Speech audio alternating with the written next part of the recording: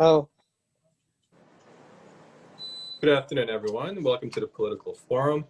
Today we're going to talk about the NPT regarding the nuclear weapons. And before we get started, just by way of intro, if you talk to national security experts, I think many folks will say that there are certain existential threats that are out there that the national security folks always deal with. One being obviously the pandemic, which is what we're going through right now, and it's ongoing. But there's also other existential threats like cyber warfare, any potential ramifications from extreme weathers attributed to climate change. And there's also a possible nuclear attack. And I think the last category, which is what we're going to talk about tonight, the nuclear attack, a potential attack of it, is certainly serious in a sense that the sheer number of stockpiles that we have throughout the world is really alarming.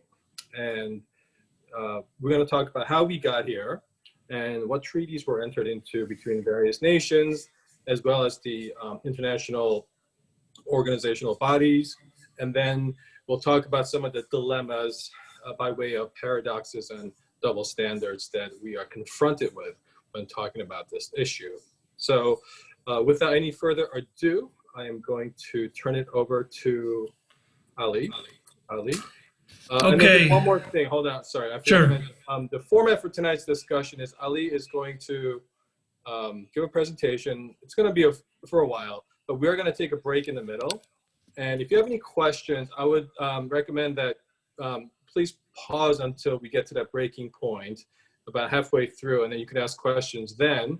And then we'll finish up Ali's presentation. And then if you have any additional questions, we could address those points at that time. And then what we'll do is next part is to go into the breakout session where we will go into smaller groups and talk about this hypothetical scenario that I presented and the event description. So we'll talk about that. And then we'll come back 30 minutes later from the breakout room, and then we'll just kind of conclude with the final points. So without any further ado, if everyone could just put your audio on mute so we could hear Ali clearly, please take it away. Thanks. All right, so good afternoon, everyone. I'm just going to take a few minutes to discuss a very important topic, as Thomas was talking about, that we face as a humanity, as one race. We're capable of our own extinction. It's rare among the different living organisms on this planet that we have a unique capability to do that. So one of those methods of extinction, as Thomas was indicating, is the use of nuclear weapons. So I'm going to basically, in the first half of my presentation, describe how we got here and how we can then see if we can get to a better place, which I think that's what most people want.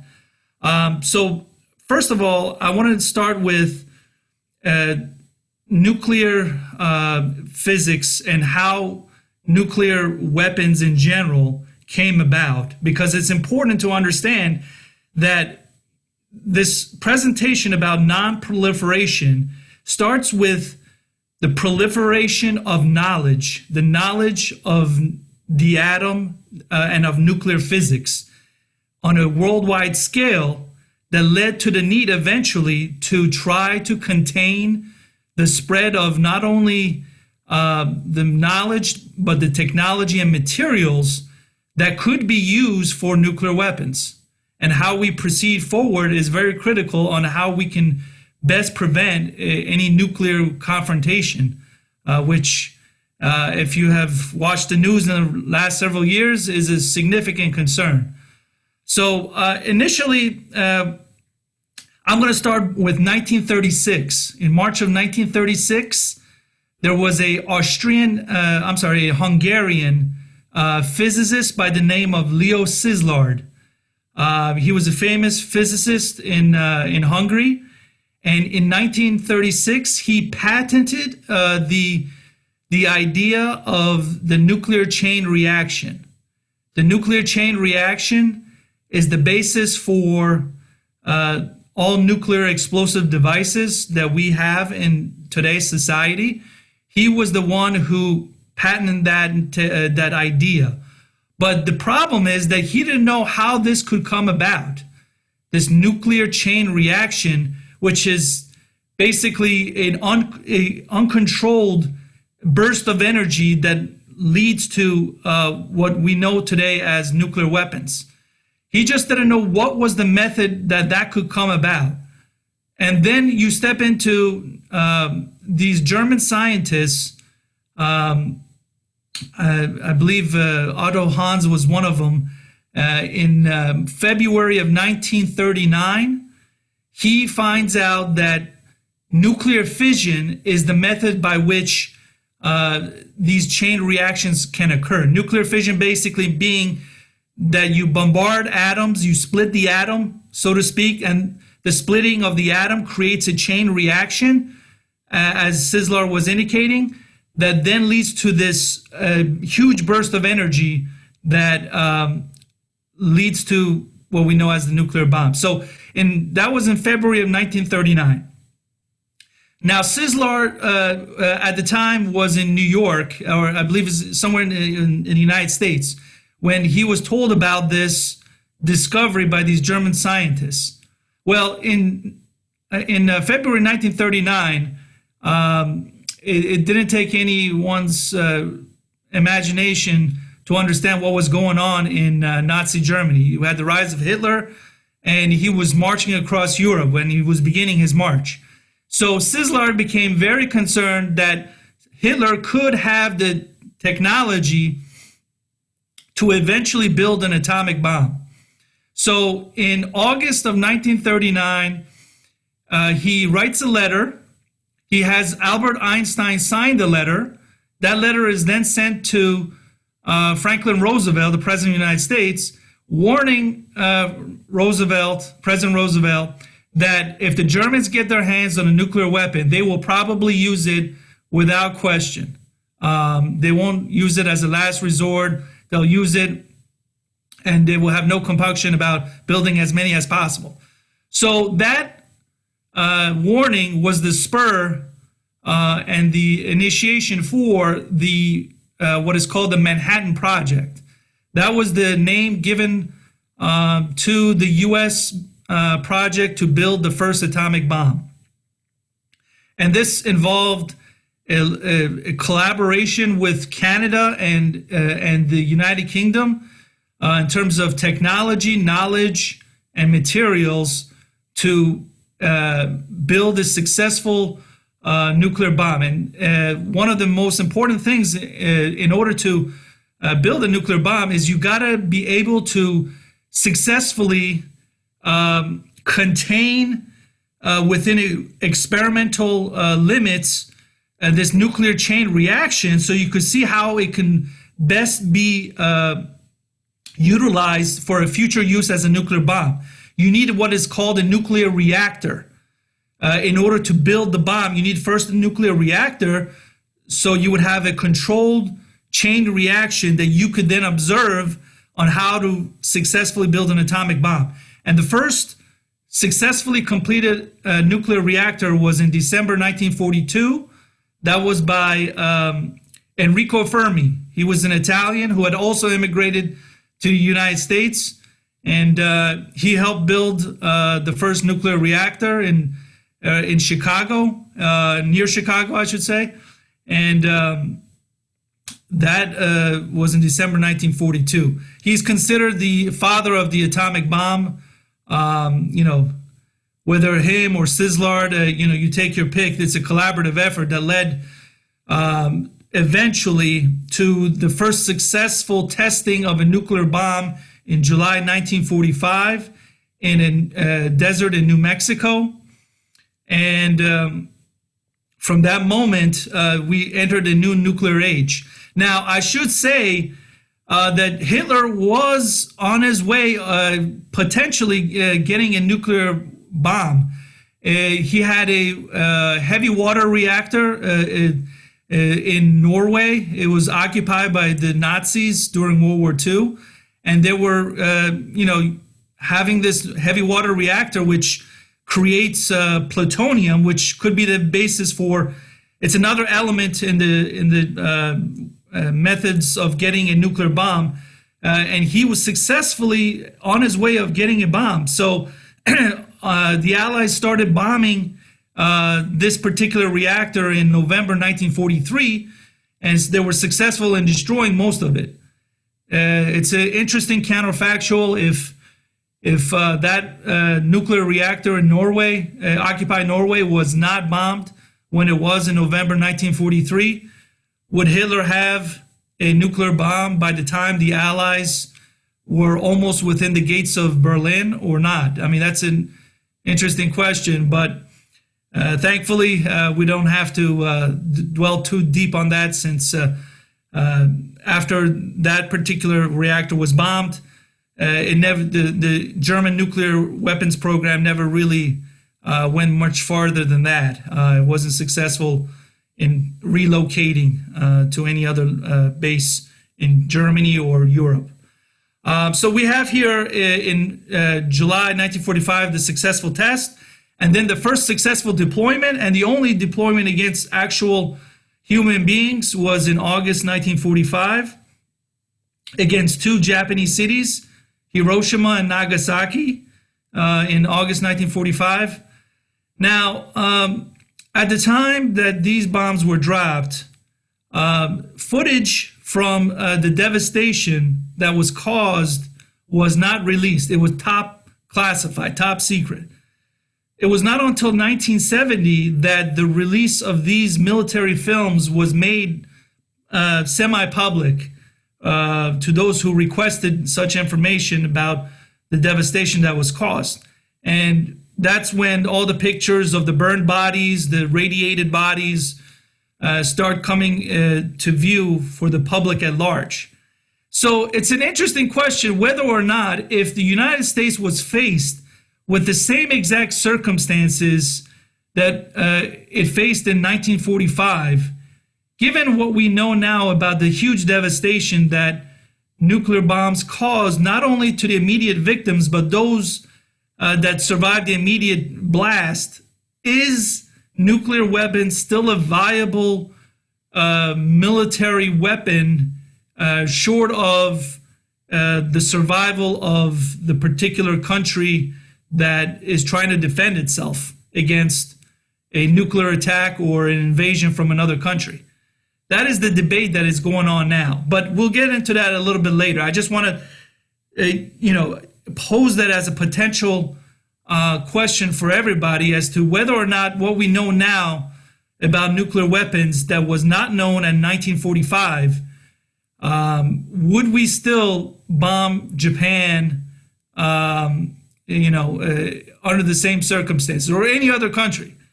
I think the public opinion today would be not as one-sided, I'm venturing, as it was back in 1945, when the public thought the nuclear bombs were just another weapon, just like firebombing Tokyo or use of chemical weapons during the First World War. So it's one that we're still debating as a country and as an international society. Now, after the use of the first atomic bomb, of course, everyone else wanted to get on the same bandwagon if they could, the great powers. And the first country that was successful in repeating the success of the United States was the Soviet Union. They had spies within the Manhattan Project, and they had their own nascent industry of scientists and different infrastructure facilities across the country that led eventually, with Stalin's firm hand, to the successful testing of their first nuclear weapon in August 1949. And then in October 1952, the United Kingdom followed up with its first successful test. So we have three nuclear powers by October 1952. These three powers, set the precedent for other countries in Europe and across the rest of the world, including in Asia, to seriously consider getting nuclear weapons for themselves as a security blanket. Now, in 1953, specifically in December of that year, President Eisenhower gave this speech called Atoms for Peace. He wanted to put a benevolent face on nuclear energy. That nuclear energy is not just for making bombs, that it's also for, peaceful civilian purposes. And he wanted to, to come back from the brink because a lot of people were scared about the Soviet Union and this nuclear arms race that was just beginning between the United States and the Soviet Union. So Eisenhower said, look, people can have and countries can have the nuclear technology, knowledge, and materials as long as for peaceful purposes. The potential, the beneficial potential for the peaceful use of nuclear weapons, nuclear energy, was something that every country should be entitled to. That's what Eisenhower said in December 1953. And as a result of that speech in New York in December 1953, we have in July 1957 the creation at the United Nations of what is called the International Atomic Energy Agency. That is the nuclear watchdog of the United Nations that tries to ensure that all member states within that organization have the right to the peaceful use of nuclear energy as long as it's not diverted for military purposes, and that it is safely conducted and operated to prevent any accidents such as that occurred in Chernobyl in April of 1986. So the mandate of the IAEA states that all member states have this right to peacefully pursue nuclear energy. That was in 1957, but then we get into these other nuclear weapon states in the late 50s and early 60s still going with their own plans, So we have, for example, France in February 1960 tests its first nuclear weapon. And then we have China in October 1964 test its first nuclear weapon. So, the big powers, they're all for peaceful use of nuclear energy for everyone else, but for themselves, they say, we need this as an extra security blanket, and we're not going to just like put our guard down if all these other countries are not willing to give up voluntarily their nuclear weapons, like the United States and the Soviet Union. They have to move first before we decide to. And the Cold War was just heating up, so that wasn't going to happen. So the first successful effort to try to disarm, or at least contain the spread of nuclear weapons, was the Partial Test Ban Treaty in October 1963. In the immediate aftermath of the Cuban Missile Crisis of the year before, the Soviet Union and the United States agreed to ban all further testing of nuclear weapons in the atmosphere and underwater. Nuclear testing could still continue underground, but of course, underground nuclear testing is more expensive. So a lot of countries who, came on board for this particular treaty, they had an incentive to do so because it's too expensive to test nuclear weapons underground compared to the atmosphere or underwater. So that gave an additional emphasis for countries not to test and therefore not to even pursue nuclear weapons. Because if you don't test nuclear weapons in the first place, you don't know whether you have a successful nuclear weapons program. So a lot of countries were persuaded not to pursue such testing because they were persuaded that it was not in their interest. So many countries around the world, most countries, signed on to this first nuclear weapons treaty in October 1963 and moving forward. But there still was no consensus. There was no consensus between the nuclear haves and the nuclear have-nots as to exactly how their relationship to each other was to go forward. The nuclear weapon states, they wanted non-proliferation. They wanted to keep their club limited, while certain non-nuclear weapon states, they were jealous. They were jealous of these members in the nuclear club as to why they should be getting nuclear weapons and not everyone else. So a compromise was reached in 1968. That compromise was the Non-Proliferation Treaty. The Non-Proliferation Treaty had very important articles that set the terms of the agreement between the nuclear haves and the nuclear have-nots. And I just want to briefly discuss the three pillars of this particular treaty that we still live with today. The first one is non-proliferation.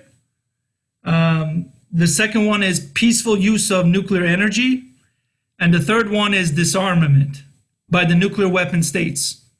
So in terms of the first pillar, non-proliferation, you have Article 1 and Article 2 of that particular treaty.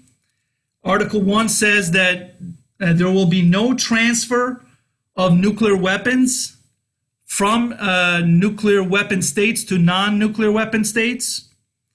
And there would be no encouragement by any nuclear weapon states to manufacture, for non-nuclear weapon states to manufacture such weapons on their own, or for any such non-nuclear weapon state to consider manufacturing any nuclear weapons on their own. That's the first article.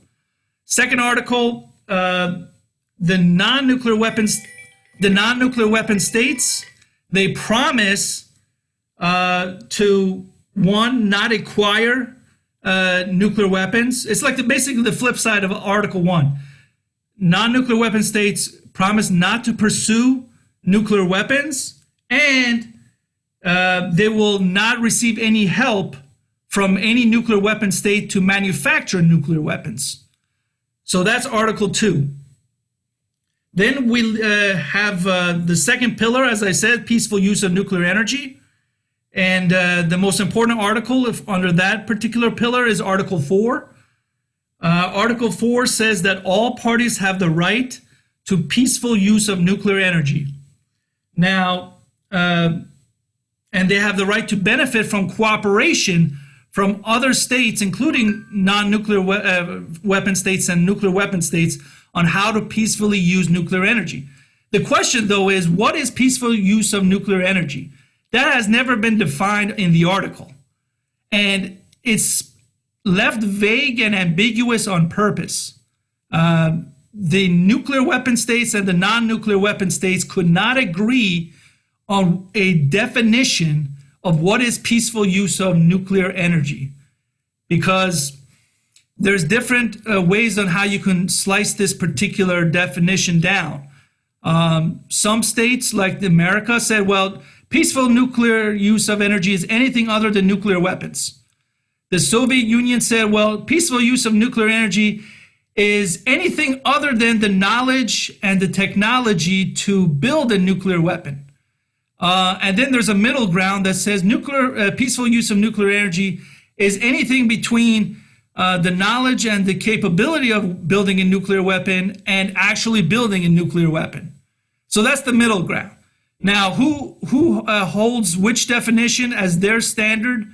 you have to go each country one by one to make that determination. But there is no standard definition of what is peaceful use of nuclear energy. And while we are still facing the dilemma of non-proliferation is because there is no clear definition of peaceful use of nuclear energy. This particular article gives the illusion of an agreement as to what is peaceful use of nuclear energy without the reality of what is peaceful use of nuclear energy. So we have all these incidents, these different states in the recent past that are claiming the peaceful use of nuclear energy, but whether the international community is convinced that there is a peaceful use of nuclear energy remains to be seen because there is no clear definition. You could have different factors to consider about whether or not any particular country is pursuing a peaceful nuclear energy, such as, whether they have a justified reason for a civil nuclear program, whether there's any particular shady procurement channels being used by the particular country in question. There's all these different factors that can give an idea of whether or not a state is pursuing a civil nuclear program or a military nuclear program. But there's no definite way of knowing whether any particular country is pursuing a particular nuclear weapons program or not, just based on what they claim is their intent. You cannot reasonably know what a country's future intent is just by what that particular country claims is their peaceful use of nuclear energy.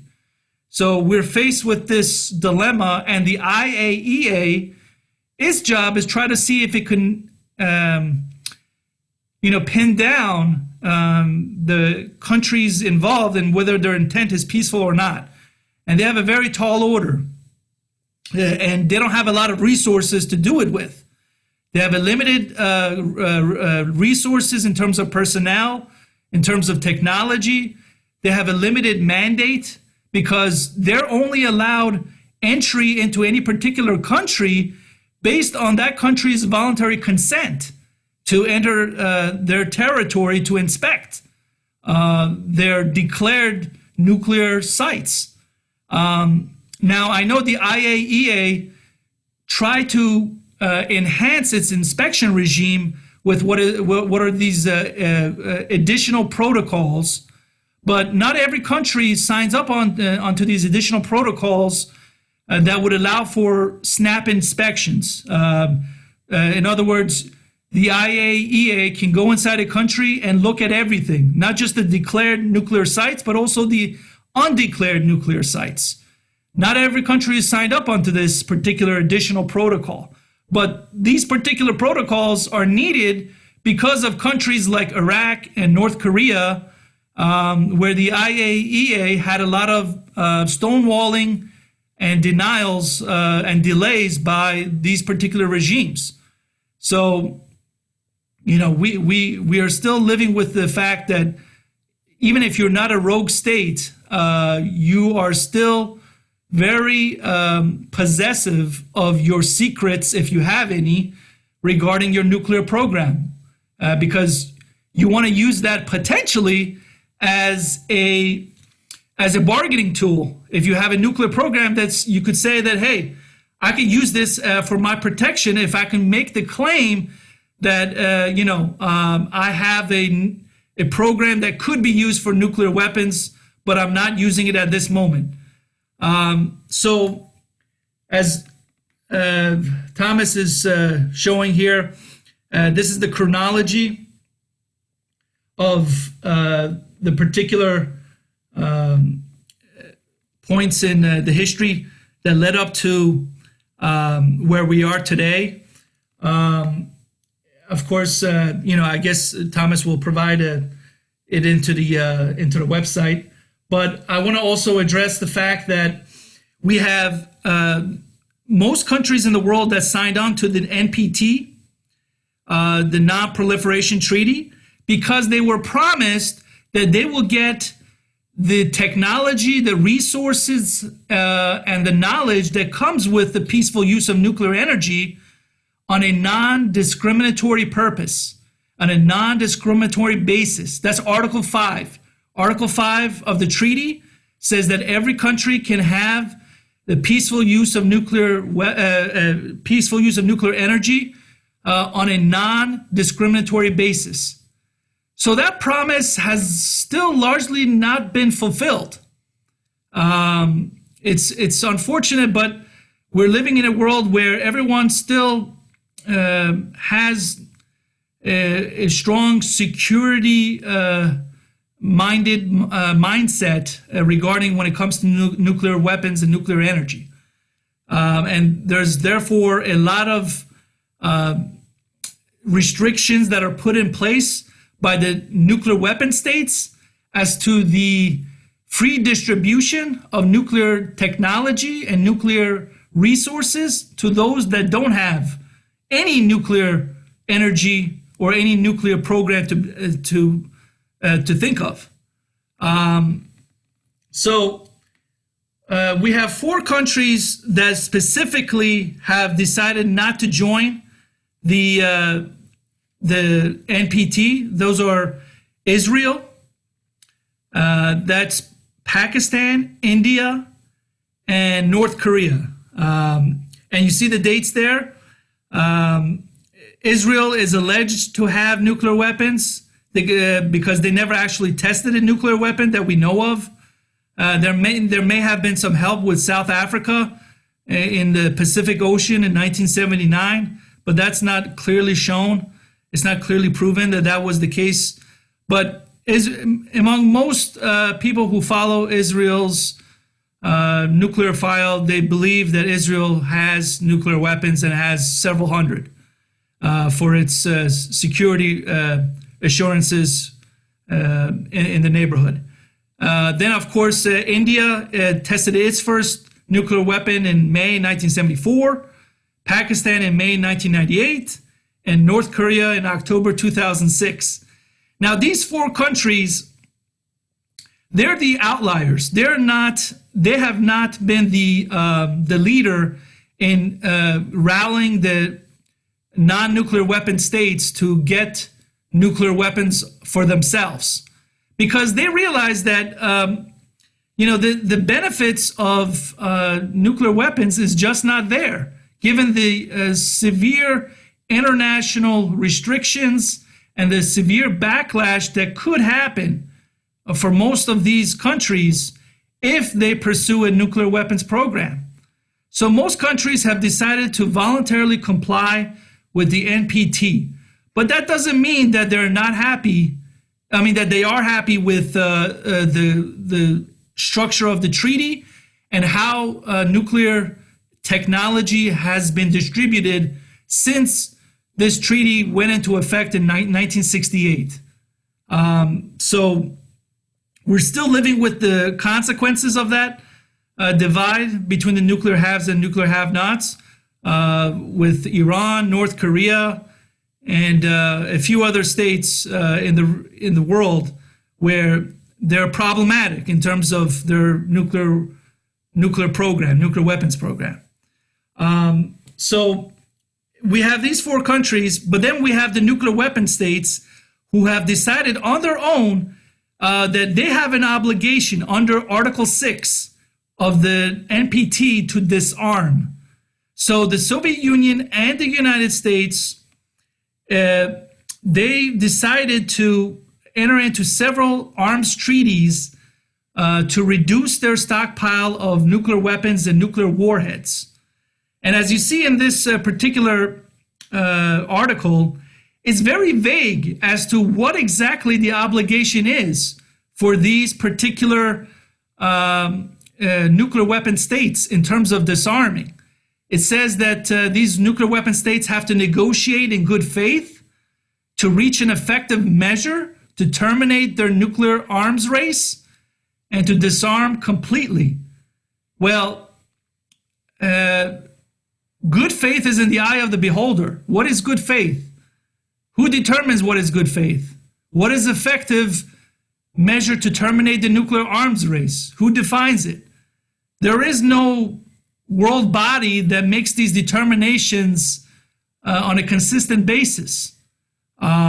So it's left to the nuclear weapon states on their own to interpret these particular provisions and try to reach an agreement between themselves as to what is their best way forward of reducing their nuclear stockpiles.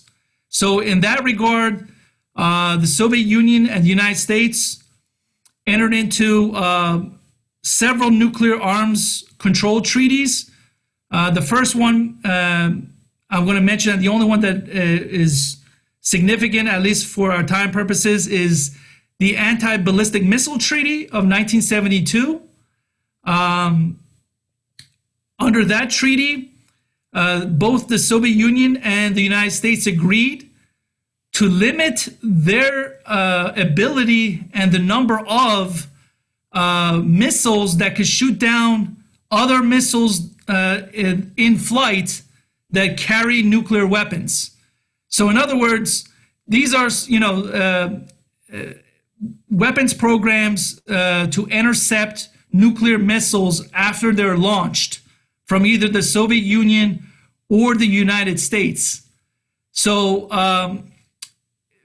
because the problem is that once you try to shoot down these missiles, then the other country will then try to overwhelm your defensive measures by shooting as many missiles as possible to overrun your defense and your defense capabilities as you're trying to shoot down each missile one at a time. So in order to prevent that kind of arms race from getting worse, both the Soviet Union and the United States agree, look, we'll reduce our intercepting missiles to an acceptable level under this treaty so that we can continue to deter each other without risking further escalation of this arms race.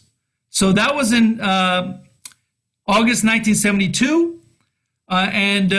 This treaty lasted until June of 2002 when George W. Bush, under the advice of John Bolton, decided that it was no longer a good treaty, that the U.S. should continue to enhance its defense missile capabilities.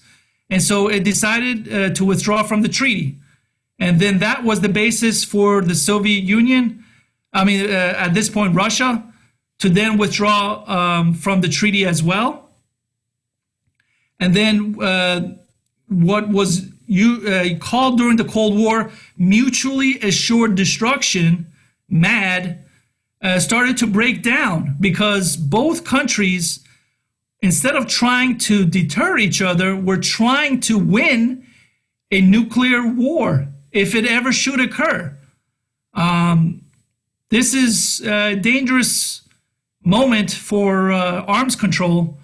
And I think that's the reason why many arms control scientists and experts are severely concerned about the escalating arms race that is occurring not only between the United States and Soviet Union, but also in parts of the developing world, as I indicated, India and Pakistan, they're neighbors that are not fond of each other, and they both have nuclear weapons.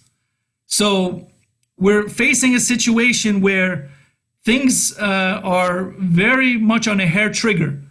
But it doesn't mean that countries are not able to see the bigger picture about not only their own interests, but also the interests of the world as a whole. So we have successful examples of nuclear disarmament by nuclear weapon states, which is rare, but it happened. There's 4 cases. One was South Africa in 1989. It decided to give up its nuclear weapons as it was trying to end its isolation from the world caused by the apartheid regime. So that was South Africa in 1989. And then we have 3 former Soviet Union countries, Belarus, Ukraine, and Kazakhstan. They had several nuclear missiles and warheads inside their countries after the end of the Cold War and the breakup of the Soviet Union. But based on this agreement with with Russia in December 1994, they gave up all their nuclear weapons in exchange for assurances and promises by Russia and the United States and other NATO countries that their territorial integrity and sovereignty would be respected nonetheless. Well, fast forward to 2014 in Crimea, which is part of Ukraine, and that bargain doesn't seem as attractive as it used to be 20 years before. So this is the dilemma that we're still living with, is to what is the interest of the country versus the interest of the world? Is it diametrically opposed? And if not, how can we best approach a reasonable resolution for everyone, not including just the countries that had nuclear weapons to begin with? So if there's any questions, I could answer them at this point. Maybe go into the breakout room or anything else that Thomas might have. Okay, thanks for that, Ali. At this time, I guess we will take questions. If you could just raise your hand using the hand raising function on the app, and we'll try to get to as many questions. This is like the first half of the presentation, so there's more coming. So if there's something that you want addressed, but we haven't covered it yet chronologically, that's because we've only gone up to about mid-90s. So any questions from anyone? I guess I have a question while others are pondering over what to ask. Is there an instance where a country started out their nuclear program on civilian peaceful purposes and then it then evolved into a nuclear weapons program? Well, I mean, I think I would say probably the United Kingdom, there was a question whether or not its collaboration with the United States in terms of the nuclear program, whether that could have been used for peaceful purposes or not, if the United States had not initially decided to restrict its cooperation with the United Kingdom as it was fighting the Germans and trying to protect its secrets against the Soviet Union. Because you could make the claim, you could make the case that the United Kingdom could have had the nuclear arsenal even before the Soviet Union did in 1949. The United States and United Kingdom pretty much had the same technology, manpower, eventually, and the knowledge to both develop it at the same time. But after there wasn't the reassurance from the United States about the kind of security blanket that the United States was offering potentially to other countries, I think that's when the United Kingdom decided to have its own separate nuclear weapons program. Besides the United Kingdom, of all the countries that I've mentioned, in terms of a civilian program turning into a military program, I don't know of any one in particular that stands strongly for just a civilian program that did not intend to eventually turn into a military program if that was the ultimate goal. I think every country, if it decides to have a nuclear program, usually from the get-go decides it's going to either be for a military purpose, more or less, or it's just for civilian purposes.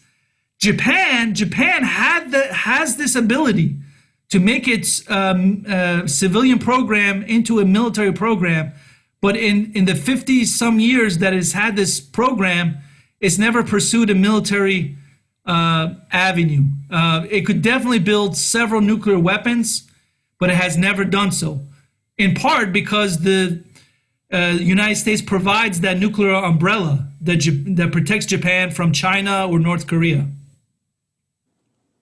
Okay, thanks. Let's go to the next person with the hands up. Let's see. Nirav, you have your hand up? Yes. Okay, good.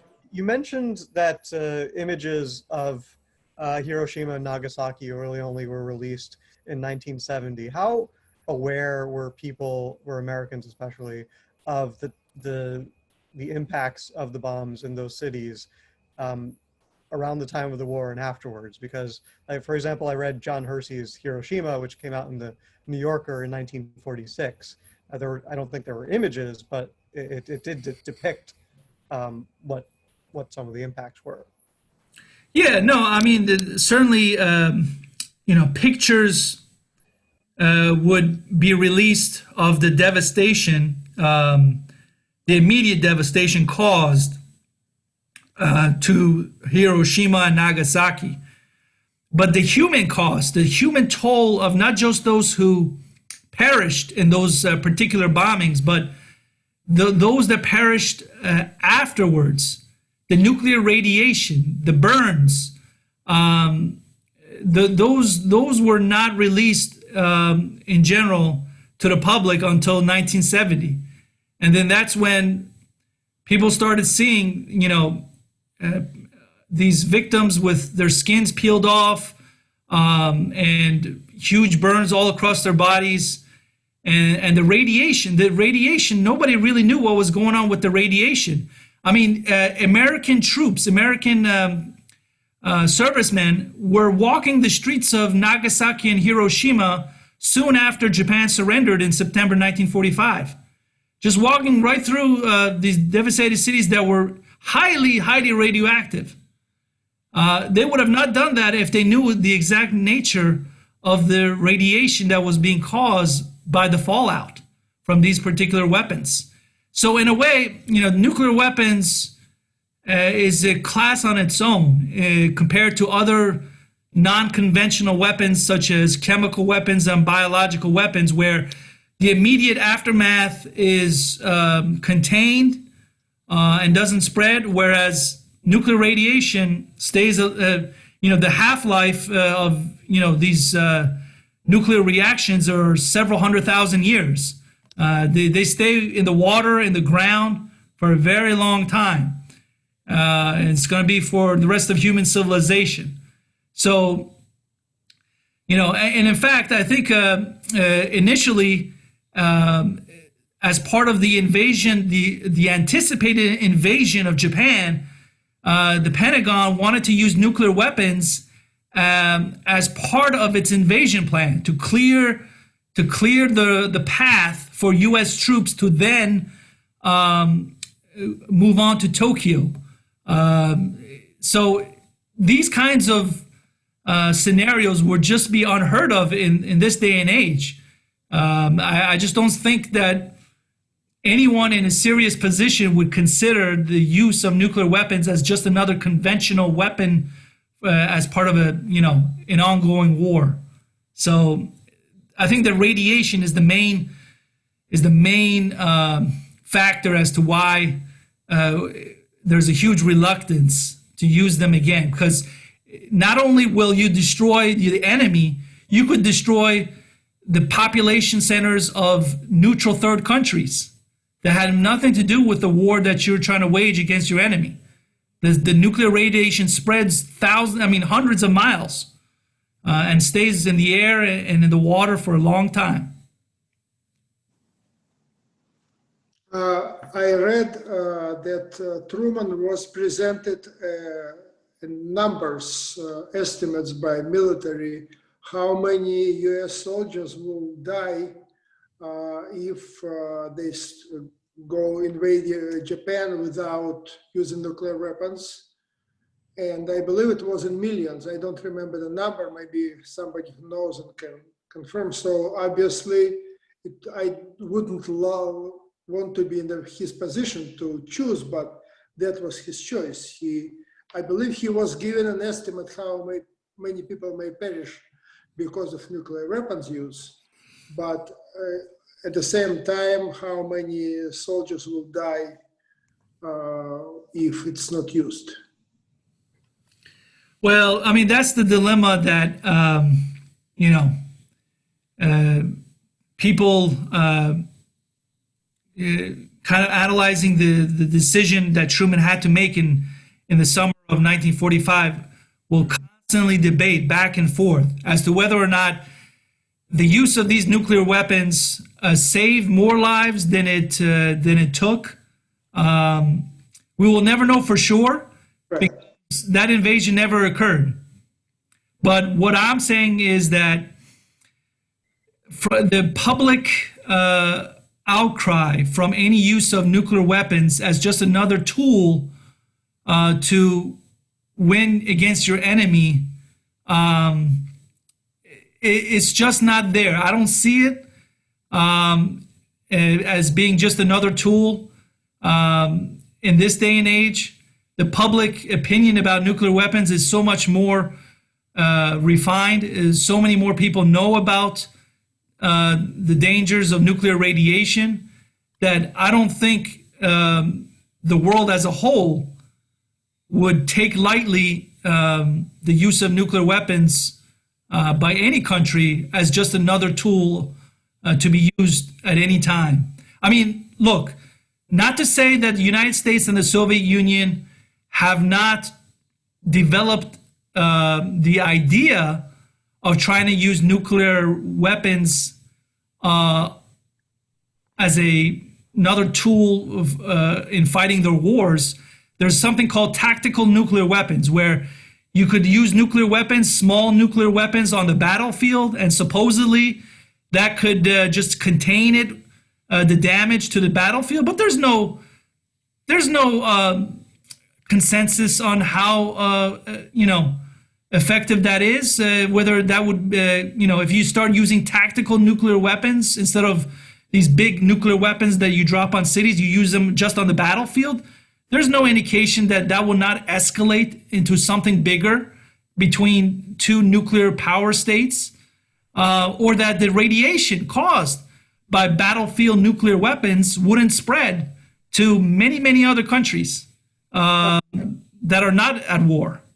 I agree with you. I'm not advocating for use nuclear weapons. Yeah, I understand. But my point is it's the best restraint means today of starting a big war. And fear of using nuclear weapons or nuclear weapons being used on you, I believe that what drives the humanity or the leading powers in their behavior. And that's, to me, it's an explanation that in 70 plus years, the new global war didn't start. Well, I mean, you certainly have a lot of people that believe the same as you do as to the deterrent value of nuclear weapons to keep the peace.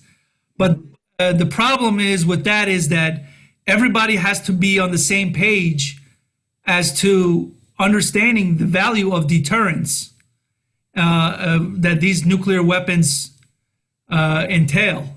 And not everyone necessarily will play by the same rules of the game. If some of these other countries, other than the Soviet Union and the United States, start getting nuclear weapons, they may be less reluctant to use it. So, that's the problem that we face in this world today, is that because we have nuclear weapons and they exist, whether they're being used for deterrence or any other purpose, that gives an incentive for those who don't have nuclear weapons to start having them for themselves, and maybe even using it when other nuclear weapon powers would be more hesitant to use it because it exists. There is a danger, obviously. Yeah. Yeah. Okay, let's go to the next question. I see a hand up from Tom Cat. I'm assuming that's Sridhar. Is that you? Yes, that's me.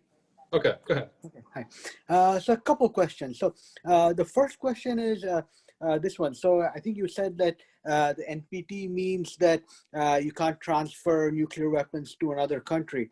So how does the US get around it by hosting nuclear weapons in Italy and then have Italian jets load them up and Italian pilots drop them off? So how come the Soviet Union never contested that. And then the second question is this one. So people always talk about nuclear weapons being a deterrent and they can be used. But what about, how come no one plans for the day after? Like the assumption is like if China uses them against Japan and Japan is like a screwdriver away. So maybe in a month they will have a second strike capability. But the question is, you're saying they might not do that. But now if Trump wins re-election and he starts saying that, oh, I'm going to get out of NATO, I'm going to get out of this business of protecting other countries, will that calculus change and will they say become more explicitly nuclear? Well, to answer your first part, the United States does have nuclear weapons that were based in several European countries, but the agreement was that these nuclear weapons would be under the strict control of United States forces, that they would be completely, in terms of the command and control of these nuclear weapons, they would be under US control. So the Soviet Union said that's fine. I mean, because they did the same thing with their satellite countries in the Warsaw Pact. I mean, that's why you have, as I said before, several nuclear weapons in Ukraine, Belarus. Ukraine was part of the USSR, right? So that was Ukraine was if they part put of them the in Soviet Poland, Union. that There would have was been like, no- or Czech Republic, that would have been equivalent, right? Right. Well, look, but the thing is that, of course, those countries, I understand that technically speaking, you're right. These were all part of the Soviet Union. But of course, Kazakhstan, Ukraine, Belarus had their own independent histories and cultures, and so they were, you know, at least if you talk to those people, they would consider themselves as a separate country. I know that that doesn't necessarily make a difference when you're dealing with, you know, what the international community considers as the Soviet Union. But I just want to say that, you know, even though the parallels between the NATO countries and Warsaw Pact countries is not the same, the fact is that there was no further escalation between the United States and Soviet Union when the United States based a lot of these nuclear weapons in Europe, is because the Soviet Union went along with it. They said, look, you know, that's, you know, they couldn't, what could they do anyway? Could they say, no, we're gonna start bombing now because you have nuclear weapons in Italy and in Germany or wherever other countries you have? That would start the World War III right away. No, but that's what happened with the Cuban Missile Crisis, right? Two sovereign countries deciding to have which by the way, Kennedy had a lot of pushback within his own administration about confronting the Soviet Union about these nuclear missiles in Cuba, because Kennedy knew that this was going to stir a hornet's nest if he started confronting the Soviet Union in Cuba. Frankly, I mean, it is worked out, but I'm just saying that every confrontation between nuclear powers will lead to a higher risk of something uncontrolled leading to a disaster. So I also believe that when Soviet Union put rockets to Cuba, at the same time, United States deployed nuclear rockets in Turkey. And part of the agreement was that United States take out the rockets from Turkey, and correspondingly, Soviet Union takes the rockets from Cuba. And this was the most dangerous thing because there was no time for the flight and no time for response. So that was the most kind of dangerous situation. This was resolved. yeah, that was a secret. I mean, that secret agreement where the U.S. missiles will be removed from Turkey in exchange for the missiles from being removed from Cuba, Soviet missiles. Most people didn't know about the second part, about the missiles in Turkey, but that was the agreement, and thankfully the cooler heads prevailed on both sides, and we did not enter into World War III with nuclear weapons. Okay, let's get to some more questions. I see a hand up from Aaron, and then it'll be Lorraine. So Aaron, go ahead, it's your turn. Yeah.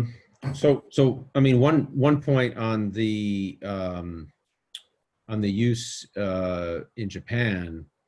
I mean, the United States and the Allies, and ultimately the Soviet Union, were going to invade Japan to conclude World War II after the defeat of Germany. And the scale of that invasion, given the existing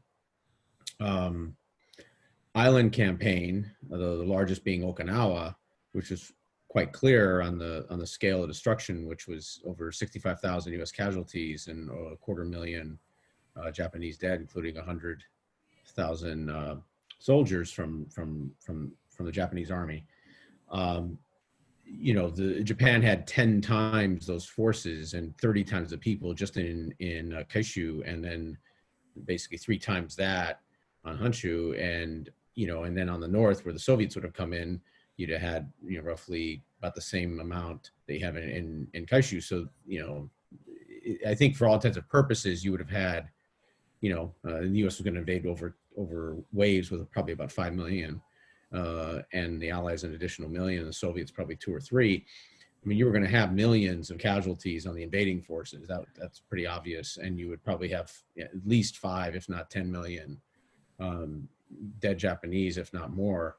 And Japan had plans to, put in place basically a civilian, equivalent of the civilian suicide squads, at tens of millions of people. So, as terrible as the effects that happened in Nagasaki and Hiroshima, at the end of the day, the alternative, I mean, the counterfactual is, what if the bombs don't work and we are invading? Are we talking today about, basically the greatest destruction of life in a conflict in human history, and probably the complete dismantling of Japanese civilization?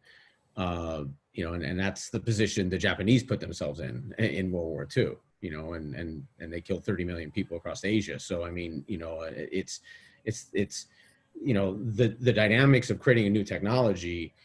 The history of this is that it gets applied in warfare at scale, and nuclear weapons just happen to be this larger version of it. So that's I think, to me, that's the World War II component of it. And then the Cold War component of it is the strategic deterrence, which was to prevent World War III, which we prevented World War III. At the end of the day, that was the goal in it, which was to prevent the Soviet Union, which had a force ratio of roughly 5 or 10 to 1 in Europe, somewhere in there, which meant they could have just overwhelmed Europe. And that was the nuclear deterrence in Europe. And then their nuclear deterrence from us hitting the Soviet Union. So basically we had nuclear deterrence to attack their troops in Europe. But then if we gain an advantage of striking the Russian cities, that's why the Russians developed the amazing submarine forces they did, so they could strike our cities. And that's what created the balance between the Soviet Union and the United States in the Cold War, which prevented World War III. And I think not divorcing those two kind of components from the whole process and kind of looking after the fact, it doesn't, in a lot of ways, to me, make sense, except when it comes to the reality in the world where you have much smaller, much newer, much more regional nations that have acquired or trying to acquire nuclear weapons, or will be acquiring nuclear weapons. And all we're really doing is trying to slow that down to reduce the regionality of it. So that you basically have regional Cold Wars. And most of the argument is that basically that's what you're going to devolve to, is a bunch of regional Cold Wars, and create, basically balance of power between regional states.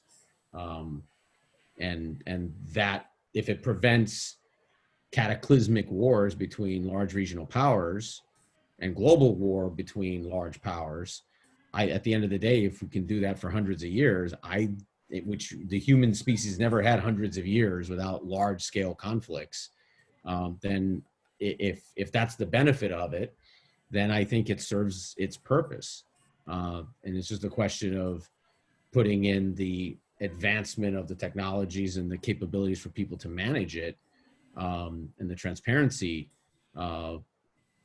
in it so that you don't have any kind of problems with it, or problems with the process, you know. And there's a whole world of technology, you know, PALs, permissive action links, which basically are these multi-layer devices that, you know, it's not a movie, right? Someone can't push a button and a nuclear, you know, missile or bomb goes off. It just doesn't work like that. So for anyone's systems in the world. So, so I mean, to me, those are the cases for its function, and it's not because it's wonderful and we should throw a "We Love Nuclear Weapons" birthday party every year, but the fact is that it serves as an anchoring to prevent large-scale global war, as its case, and then now it's on a path to likely prevent regional wars.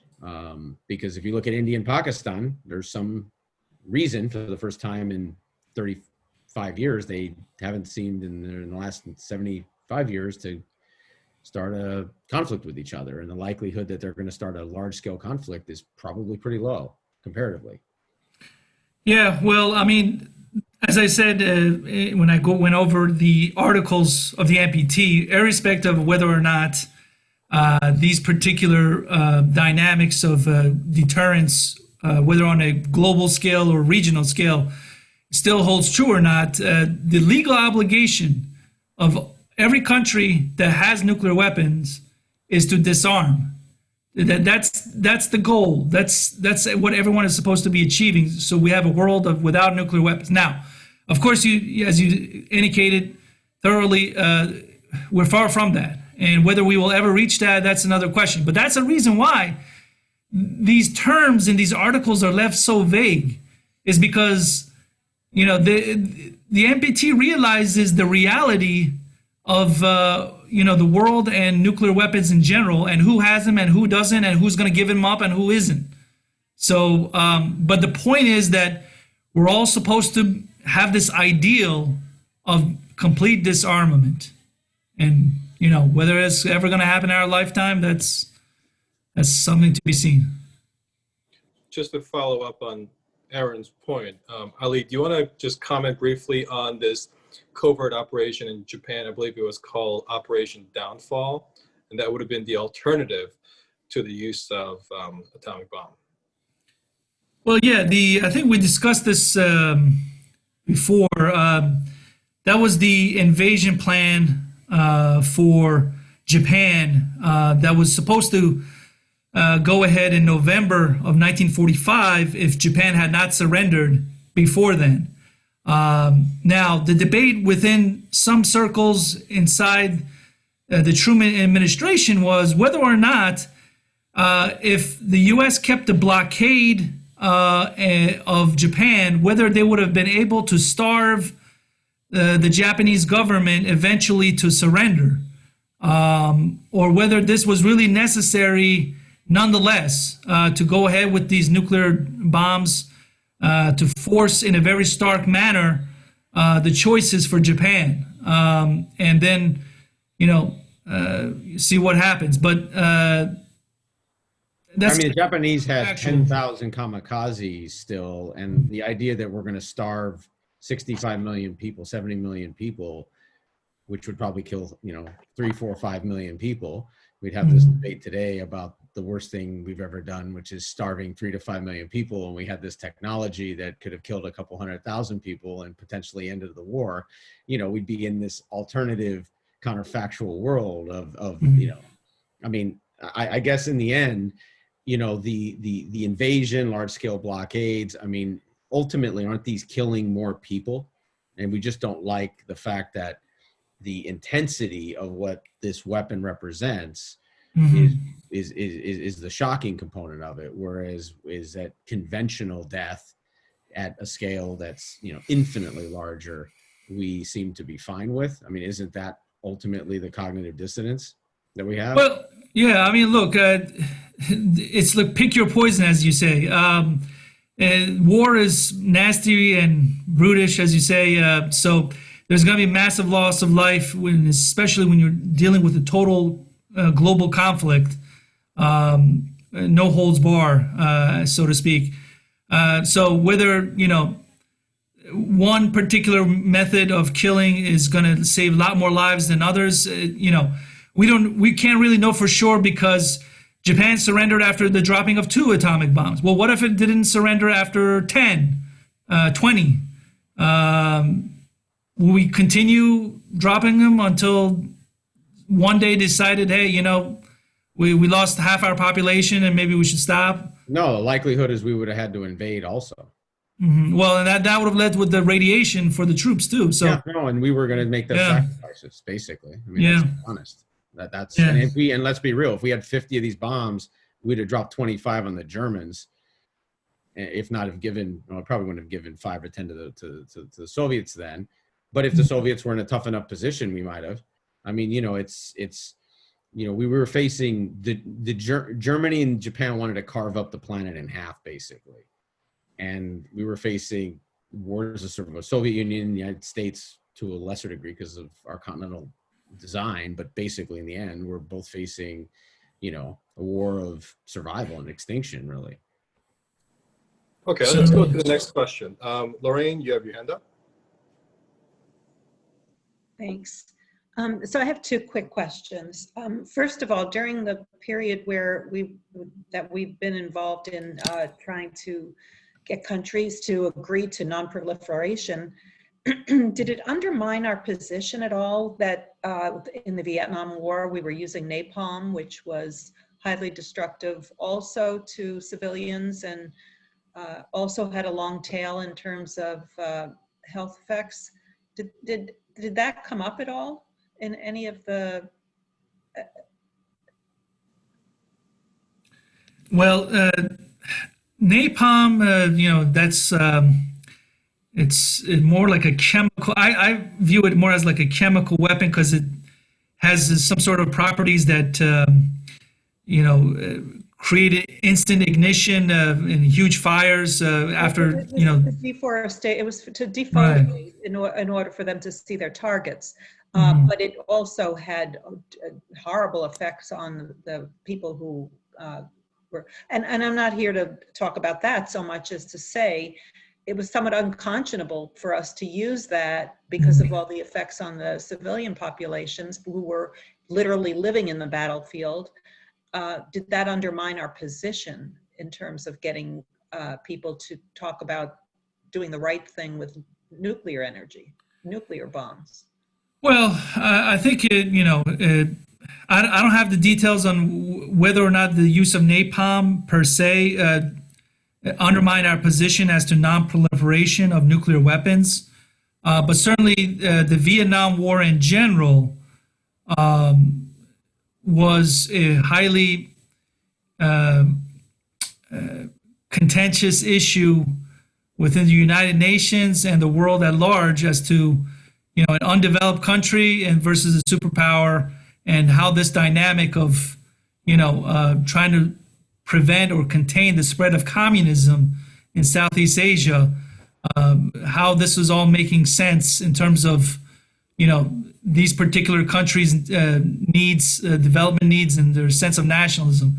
So the use of napalm per se could be considered a violation of the Geneva and the Hague Conventions if it makes an indiscriminate distinction between civilian and military targets. But that's an analysis that would apply equally to nuclear weapons.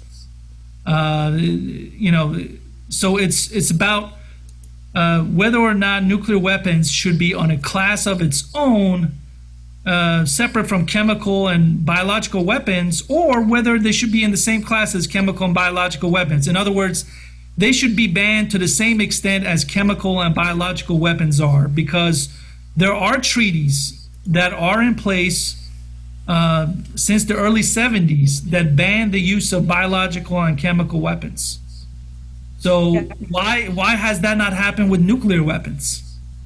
Well, I think it's, because we have this arms race where between the Soviet Union and the United States, where it was a very, very tall hurdle for them to eliminate all their nuclear weapons on both sides, where chemical and biologicals didn't seem to be as important in terms of protecting their security and their sovereignty. They could do that just as well or even better with nuclear weapons. So for whatever reason, that was the sticking point for both superpowers, that there's no elimination of nuclear weapons, but chemical and biological weapons, there could be agreement to eliminate both.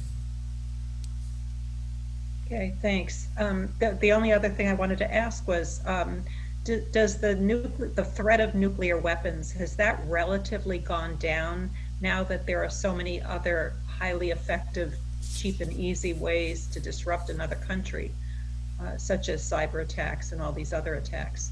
Does that relatively put the threat lower for nuclear threats?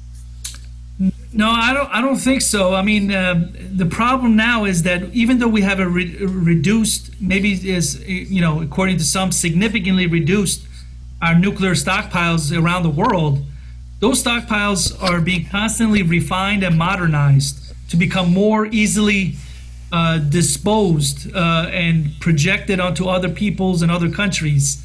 Both the Soviet Union, both Russia now and the United States have made significant efforts to modernize their nuclear stockpiles. And that's why most arms control scientists and experts believe that we're at almost as dangerous a moment in the nuclear arms race as we were in the early 60s. Because there's this incentive to believe that you could win a nuclear war if you could contain the damage. And that's a false fallacy for most people who have studied this extensively. Okay. So it's a whole different ballgame. Of course, there's other threats. Thank you. We have time for 2 more questions before we continue the presentation. I see a hand up from Nirav and then Rory. Nirav, go ahead. Another question. I think I didn't catch when you said this. Do you think that nuclear weapons constitute an existential threat to humanity in the sense that they would actually cause the extinction of humanity as opposed to the deaths of most, but not necessarily all, of humanity? And a related point to that is, could you, I guess, expand on this? My understanding is that currently the ground-based nuclear arsenals of the countries that have them are targeted at, not at cities, but at other countries' ground-based nuclear arsenals to basically try to take out those facilities to prevent or limit retaliation. And the concerns about nuclear strikes on cities tend to not be part of those country strategies. Well, to answer your second part of your question first, during the Cold War, the targeting portfolio for both the Soviet Union and the United States, from my recollection, is that these missiles and weapons were aimed at cities per se. Now, what we have... That's changed now. Yes. Now it's not cities. Well, correct. I mean, a lot of countries are trying to prevent the retaliation that could come from a first use of a nuclear weapon against another country. So that's why some countries, including some within the previous Bush administration, believed that the U.S. should not waive or forego a first strike capability. So that, of course, creates an incentive for the other countries to think the same exact lines. To say that, okay, well, why shouldn't we have a first strike capability or policy as well? And then that leads to the same dilemma that you would have in terms of mutual assured destruction. Because you cannot predict 5-6 moves ahead what's going to happen once you start launching that first nuclear missile. Things can easily get out of hand. Certainly, there's no guarantee that it wouldn't get out of hand. That's why repeatedly during the Cold War, both the Soviet Union and the United States stepped back from the brink. And there were several instances where it could have led to exchange of nuclear weapons. The Cuban Missile Crisis, of course, being the most prominent example. And what was the first part of your question? Do you think that nuclear weapons constitute an existential threat in terms of extinction of humanity? I personally think they do. Depending on how many nuclear weapons are used by which powers and how often. I mean, if you start using nuclear weapons as just another tool, and let's say the United States and the Soviet Union started exchanging nuclear weapons in a hot war, the World War III actually happened. Well, the amount of radiation and nuclear dust that could have been thrown into the atmosphere could potentially created what is called a nuclear winter, where it shuts out most of the sunlight that produces the energy that we need to sustain human civilization on the planet. Not to say that this will definitely happen, but this planet already had a nuclear winter 65 million years ago when the meteor hit, and wiped out the dinosaurs. So it's definitely possible that we could have had another nuclear winter without the help of a meteor. Does that solve global warming? Well, that's a different kind of nuclear winter. That's anti-winter. Yeah. Okay, Rory, you got a question? Yeah, it's basically, Ali, my son just retired from the Navy, and he was a senior chief on a nuclear submarine. One warhead was 10 times destructive as Hiroshima, the one bomb. It was 10 times more. And now they're even more sophisticated.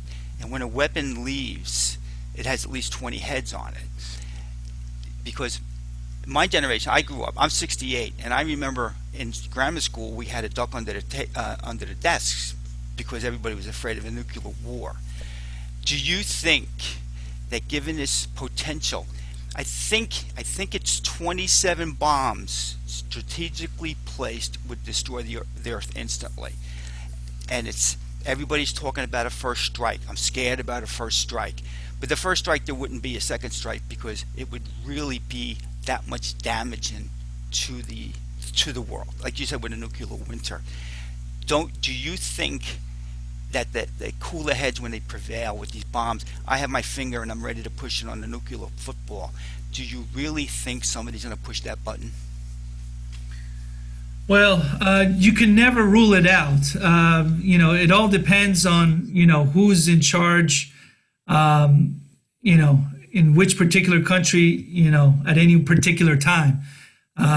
Certainly, you could argue that with some of our recent leaders, they might not be so stable in terms of their decision-making process as to when if they were faced with such a scenario, whether they would actually push the button or not. But I'm assuming there's certain,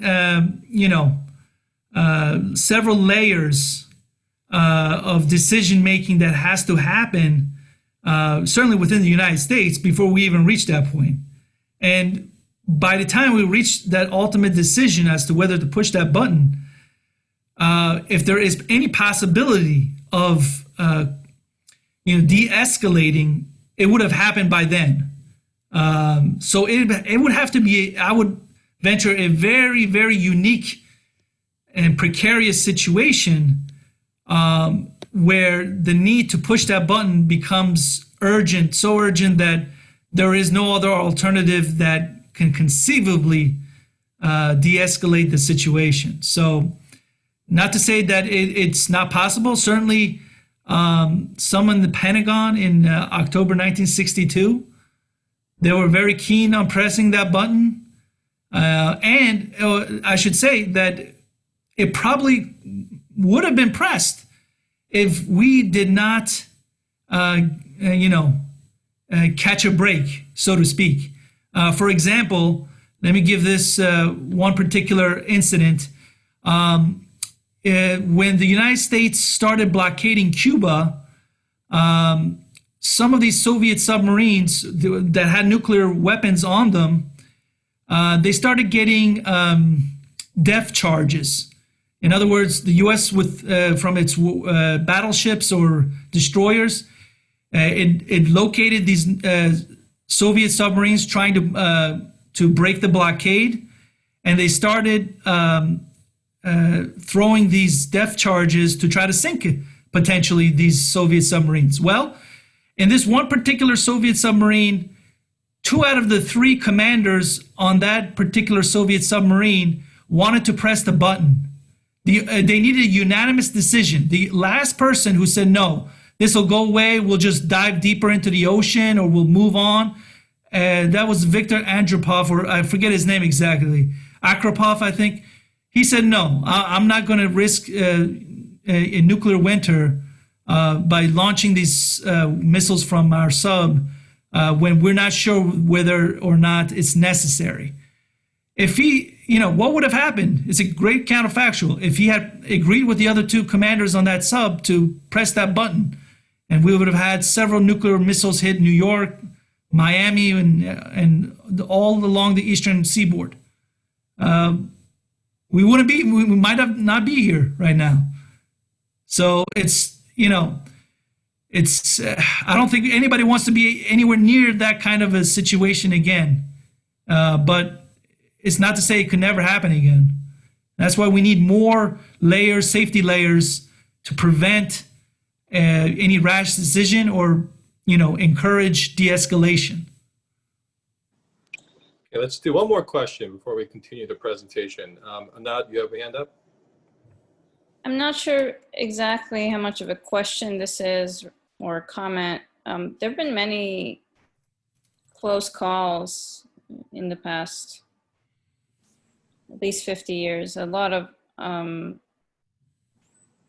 near nuclear accidents and nuclear accidents. So I'm kind of wondering, in your opinion, to what extent those have influenced negotiations regarding disarmament, if at all. The one I have in my mind is happened, I think, in 1980.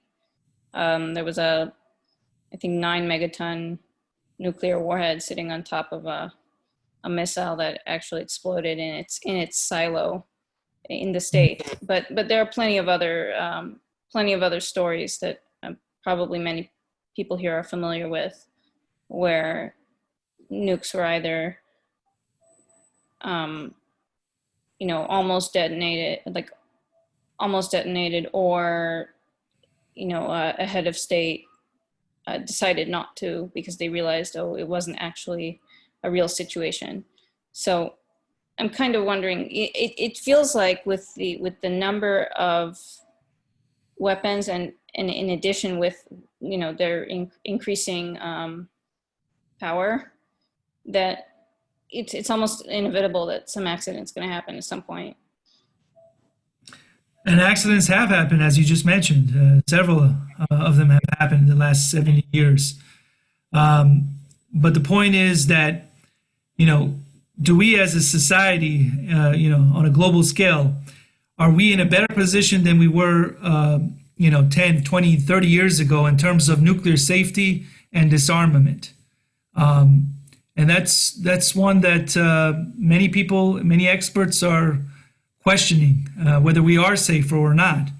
The accident that occurred in Chernobyl in 1986 was a huge wake-up call for nuclear safety in general and about the efficacy of nuclear energy overall. I think, the radiation that continues to come out of the Chernobyl plant, is going to go on for many, many more decades and hundreds of years. Is that a risk that, society and the world as large wants to take on? That's one, I think, where each individual country has to make its own decision. as to whether weighing the risks and the rewards, whether nuclear energy is worth it. Certainly some countries have think and still believe that it is. France, for example, I think 80% of its energy for electricity is by nuclear power. So they're totally on board with nuclear energy, whereas others, not so much. I mean, at the moment, the only alternative is the only real alternative is burning fossil fuels. So I think that's the balance they're trying to weigh. Yeah, well, I mean, the whole point of the IAEA is to encourage the peaceful use of nuclear energy. And, as I said, what is peaceful use of nuclear energy and how is it done safely? That's why you have these what are called safeguard measures, where this inspection regime is put in place by the IAEA to ensure that there's no diversion to a military use, while at the same time ensuring the safe use of nuclear power to generate electricity or advance, the field of medicine, for example, cancer or whatnot. So there's great potential in nuclear energy. I mean, the potential was seen all the way back in early 20th century, late 19th century, when Marie Curie coined the term radioactive to describe the process of how atoms emit radiation and how that could be used for the benefit of mankind. I mean, she and others couldn't foresee, or if they did foresee, they didn't foresee the scale of the potential destruction that the atom could unleash, because it was way past their time. But certainly with each technology, there's benefits and there's burdens. There's pros and there's cons involved. So that is a debate that will continue no matter what technology we're talking about. Fossil fuel certainly is a huge concern about global warming, and that's why a lot of countries have come on the board with the nuclear energy for that reason, is because they feel that the benefits outweigh the burdens. Other countries, they don't feel that much, as strongly because of the dangers of nuclear radiation and safety issues.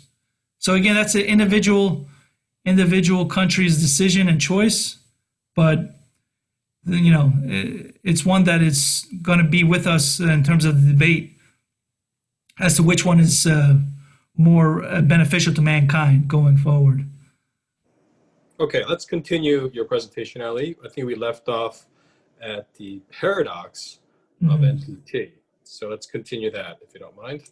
All right. So as I was mentioning before, there's these important terms, these articles under the Non-Proliferation Treaty. As I said, Article 1 and 2 deal with non-proliferation. Basically, we're trying to prevent other countries that don't have nuclear weapons from getting them. But those two articles are in conflict, or at least in tension, with Article 4. Article 4 is the peaceful use of nuclear energy. Well, how do you have the peaceful use of nuclear energy while at the same time you're trying to prevent the transfer of nuclear technology and materials that could be used in a nuclear weapons program? So that is a dilemma that the nuclear weapon states face whenever they make a decision to transfer nuclear technology to those who don't have nuclear weapons. So that is a tension that stays with us. And that's a reason why several countries in the last few years have pushed the envelope regarding that tension between Article 1 and 2 versus Article 4, peaceful use of nuclear energy. And the same thing with Article 2 being in tension with Article 5. Article 2 is, as I stated before, countries that don't have nuclear weapons, they promise not to develop them or manufacture them or acquire them. But at the same time, they are supposed to be receiving nuclear technology and nuclear knowledge on the same level as those countries that have nuclear weapons. But it's only for peaceful purposes. So how do you square the circle between the non-discriminatory transfer of nuclear energy, while at the same time preventing the transfer of nuclear weapons? It's a delicate balancing act. We're still trying to come to terms with it. And as you can see here, I've kind of explained a little bit more detail the different articles involved here.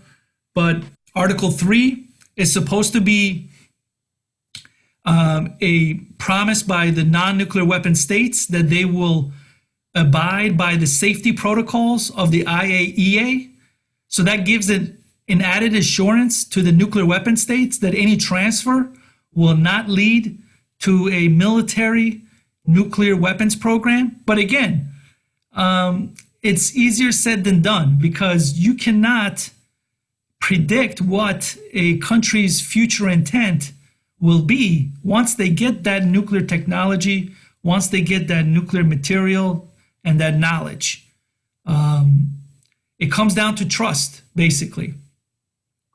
And that's something that is not enforceable in a court of law, because there is no court of law that enforces, who's breaking it and who's not breaking the treaty terms that both the nuclear weapon countries, and those that don't have them, who's breaking the terms of their agreement. So that you're constantly going to have this tension and this pushback between the nuclear haves and the nuclear have-nots. The nuclear haves, they want to emphasize non-proliferation. The nuclear have-nots, they want to emphasize disarmament. Which pillar is more important depends on which side of the dividing line you are. Are you on the nuclear haves or are you the nuclear have-nots? Depending on which side you are, you kind of emphasize one pillar of the NPT more than the other. So, as I was stating before, these particular nuclear programs have become politicized. And specifically, there's several countries where the political dynamics are more important than the technical dynamics of the actual nuclear program. So, for example, in North Korea, Iran, Libya, these are countries that did have a nuclear program, energy program, but there was a lot of suspicion about whether or not they have a purely peaceful purpose for their nuclear program. Well, the issue is, what is the standard by which the IAEA is supposed to consider and evaluate these nuclear programs? Are they supposed to say, okay, you prove to us that you have an entirely peaceful program, or is it the job of the IAEA to prove that they have something other than a peaceful program? That's something that standard has not been clarified, and that's something that is completely within the purview of the IAEA. And the IAEA, unfortunately, among some experts, has been considered politicized by those contributing countries, such as the United States, that want to actually conduct nuclear diplomacy through the IAEA instead of with the individual countries or with other countries that have relations with the countries that are problematic. So Iran being the perfect example of that, where the US has been pressuring the Director General of the IAEA for several years in the recent past regarding the kind of inspection regime that needs to be put in place, and whether or not Iran has to prove a negative in terms of, in other words, does Iran have to prove that it is completely peaceful, or does it or is it the job of the IAEA to prove that it's other than peaceful? So that's a debate, that's a quintessential example of the debate that is going on in the developing world about the peaceful use of nuclear energy. And what are the limits? How do you define it? who defines it, and under what circumstances is it defined. So these issues will continue to stay with us for many more years to come. And unfortunately, the politics kind of gets ahead of the technical and legal arguments as to what is or is not a nuclear weapons program for any particular country. Now, I'm not saying necessarily that politics is completely bad, but politics is something that is not within the mandate of the IAEA and its governing statute. It's supposed to be above the fray. It's supposed to be technocrats and bureaucrats, scientists who are looking at the objective, cold, hard science of what is being presented to them in terms of the evidence for or against any particular nuclear weapons program. So, but this debate continues in part because a lot of these countries, unfortunately, don't clarify their intent, or they do it very poorly to begin with. Iran is one example, but North Korea is a more stark example.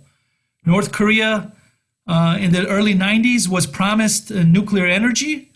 The United States was reluctant to provide it. So eventually North Korea withdrew from the Non-Proliferation Treaty and started building nuclear weapons. And now it has like 6 or 7 of them. As of October 2006, it tested its first nuclear weapon. So, you know, the question about trust, the question about politics is one that, again, starts from this tension between these different articles of the NPT. And then on top of that, you have the politics of mistrust and misinformation that is conducted by both parties whenever you're dealing with nuclear weapons in general. So unfortunately, that's another debate that will continue about whether or not the rogue states, so-called, are they on the hook to prove that they're innocent? Or is it the job of the international community to prove that they're guilty of nuclear weapons program? So we'll probably never get a definitive answer to that as long as we don't have a world body that determines concisely and decisively the answer. And to that effect, there was efforts made to try to get a legal opinion as to what is or is not permissible in terms of a nuclear program and the use of nuclear weapons in general. In 1996, the International Court of Justice gave an advisory opinion that stated that the use of nuclear weapons could potentially be used in self-defense if that particular state's survival was at stake. It didn't say that it was 100% legal, but it also said that it's not 100% illegal. So unfortunately, the debate continues because we don't have an authoritative legal opinion from the world's highest court as to why and under what circumstances nuclear weapons can be used. Certainly, the downsides of nuclear weapons, as I've indicated, are significant. But whether or not nuclear weapons can be used to win a war or to actually defend the survival of a state are significant issues that continue to this day.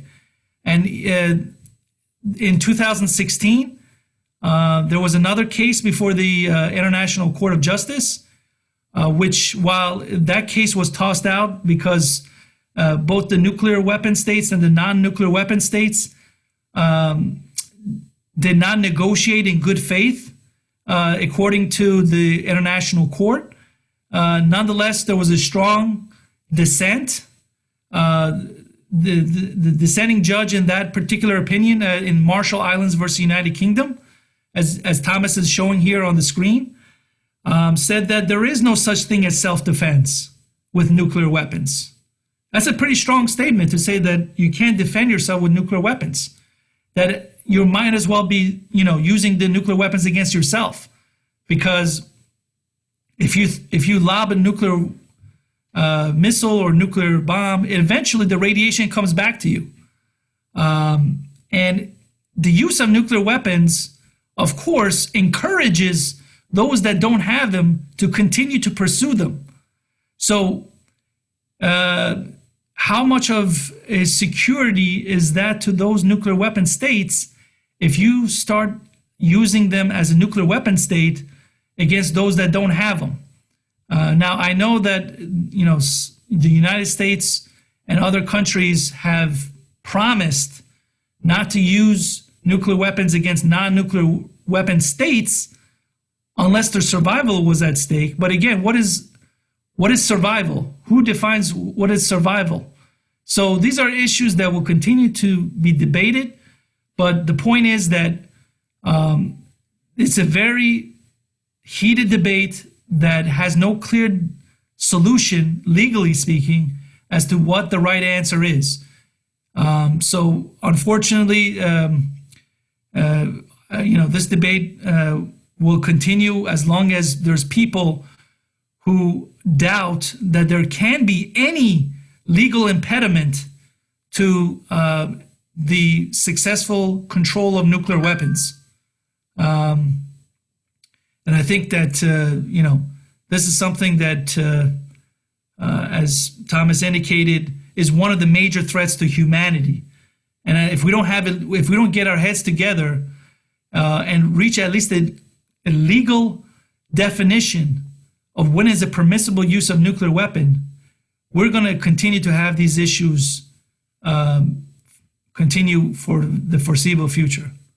So I don't know if there's anything else in terms of, anyone else has questions, but the last part I want to talk about is the double standards. As I indicated, because there's this paradox in the treaty itself, that opens the door for the nuclear weapon states to basically become hypocritical towards non-proliferation. If their concern is about non-proliferation, the fact that we have these particular examples that I'm going to go over right now very quickly, that undermines the nuclear weapon states' argument that they have their number one goal as non-proliferation. In this particular example, as I indicated, North Korea withdrew from the NPT in January 2003. Could that have been prevented if the United States upheld its bargain under the framework agreement of October 1994 to provide light water reactors to North Korea so it could start producing energy for its people? Because, as you may know, North Korea doesn't have a lot of energy. If the agreement had been upheld, would North Korea continue to stay in the NPT? Well, that's an important counterfactual, but we are where we are with that. The second example is India in September 2008. After 1974, when India tested its first nuclear weapon, most of the countries that had nuclear technology and nuclear resources, they had a boycott of India. They said, we're not going to give India any nuclear technology, nuclear materials or knowledge because they violated the Non-Proliferation Treaty. Even though they weren't part of the Non-Proliferation Treaty, they wanted to make an example out of India, saying, look, unless you agree to enter the Non-Proliferation Treaty, we're not going to give you any nuclear materials, any nuclear technology or knowledge. That boycott was in place from 1974 to 2008. In 2008, the Bush administration decided to give a waiver, or at least pushed very strongly for the other countries to give a waiver to India. So India started to get nuclear technology, nuclear materials and knowledge so it could develop its civilian nuclear program. But the issue is, India is not a member of the Non-Proliferation Treaty. So how could a country that violated the terms and is a rogue state, when you're talking about the NPT, be given all the benefits that would usually come with being a compliant member of the NPT? In other words, India was getting its cake and eating it too. So that sends a terrible signal to other non-nuclear weapon states regarding their future nuclear program.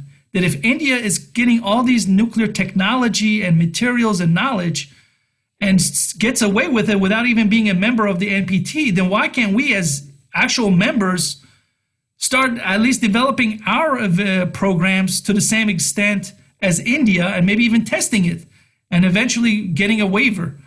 Well, I mean, most countries are not India. India is a huge country, it has a strong energy need for, nuclear power.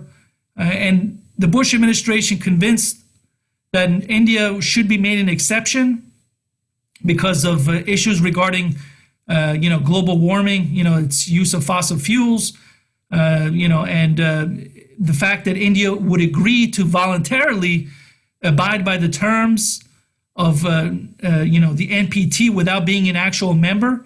But there's no guarantee that India will uphold this in the future. There's no enforcement mechanism that would prevent India from testing again its nuclear weapons if it wanted to, or diverting its nuclear technology and materials to a military program in the future if it wants to.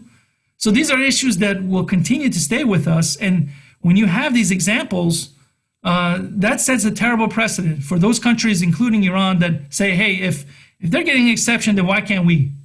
So India is a huge example of what I would call a double standard in the NPT regime. The last example, I should say the last two examples, is what happened recently between Russia and the United States. Russia and the United States recently, until very recently, August of last year, had a missile treaty that prevented the exchange, the stockpiling of nuclear missiles on the European continent. It's called the Intermediate Range Nuclear Forces Agreement. And that created a containment of the number of missiles that each country would have on the European continent.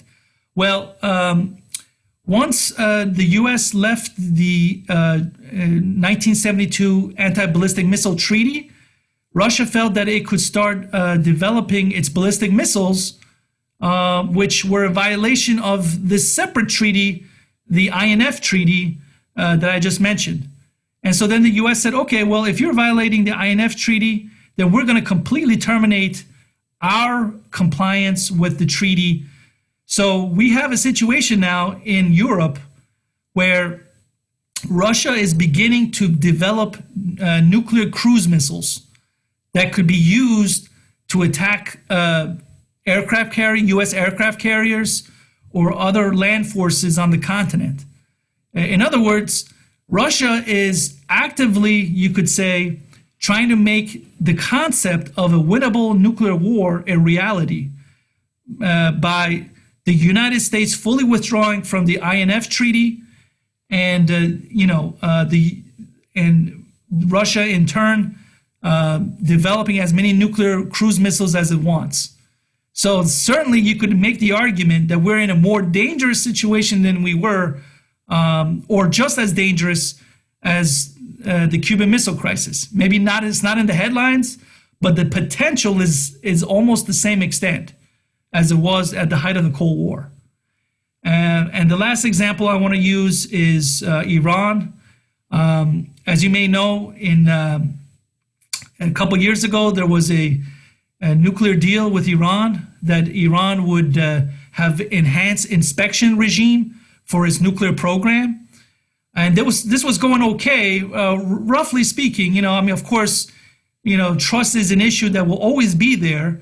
But the IAEA, who's supposed to be, the arbiter of, who's complying and who's not complying, they said that Iran was complying for the most part. But then President Trump decided to withdraw the United States from the nuclear deal, and then Iran then decided, okay, well, if we're not getting any of the benefits of a nuclear deal, why should we continue to have any constraints regarding this nuclear deal? And so you have here, as I said in the outline, the U.S. now punishing countries that try to inspect Iran's nuclear program. So countries that go to Iran are trying to inspect its nuclear reactors, they will not get any waivers from the United States in terms of any sanctions that might be imposed as a result of their work on Iran's nuclear program. So is that good for anyone? If we can't inspect Iran's nuclear program and we don't know what they're exactly doing, you're punishing those people who are trying to keep an eye on the program. Just because Trump wants to completely dissociate himself and his regime from what's going on inside Iran with this nuclear program. So these are examples where we're, as I said, the hypocrisy of non-proliferation by the nuclear weapon states becomes more clear in my view. And if we're ever going to reach a point where we are going to reach disarmament, that hypocrisy needs to stop. It needs to be reversed. And that takes a political will among not only the nuclear weapon states, but the international community as a whole to hold, the United States, Russia, and other countries to account for their hypocrisy. And if you guys have any other questions, I'm willing to answer them. Okay, thanks, Ali. Let's see. There's a hand up from Anat. Go ahead, Anat. What you said about North Korea doesn't match what my understanding of what happened. I thought that it was discovered that they did have a clandestine nuclear program in the works, and it's not only a violation of the NPT, it's a violation of some agreement that they have with South Korea. And so they said, well, yeah, we're leaving. So I mean, I do agree about the double standard.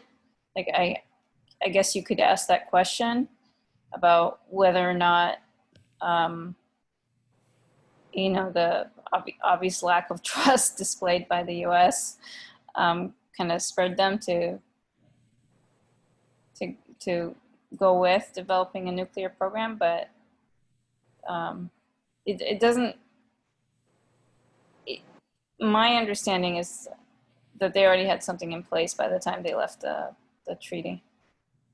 Well, I agree with you that there was, at least from my, I'm not an expert by any means of North Korea's nuclear program, but my understanding is that initially there was a nuclear crisis in 1993 between North Korea and the United States regarding whether or not North Korea was going to drop out of the IAEA and drop out of any arms control nuclear treaty and just start building nuclear weapons willy-nilly left and right.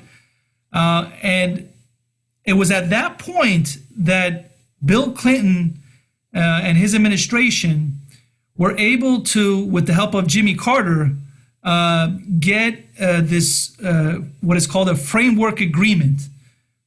So in other words, put the kibosh, put the brakes on any nuclear weapons program that North Korea might have been or was developing at the time. They said, okay, we'll give you what you really need, which is nuclear energy, so that you could start powering your cities and your countryside, and for the benefit of your people. We'll help you build some light water reactors in order to do that peacefully and on a long-term basis. But in exchange, you're going to give up any nuclear weapons program. You're going to enter the NPT regime. You're going to be fully compliant.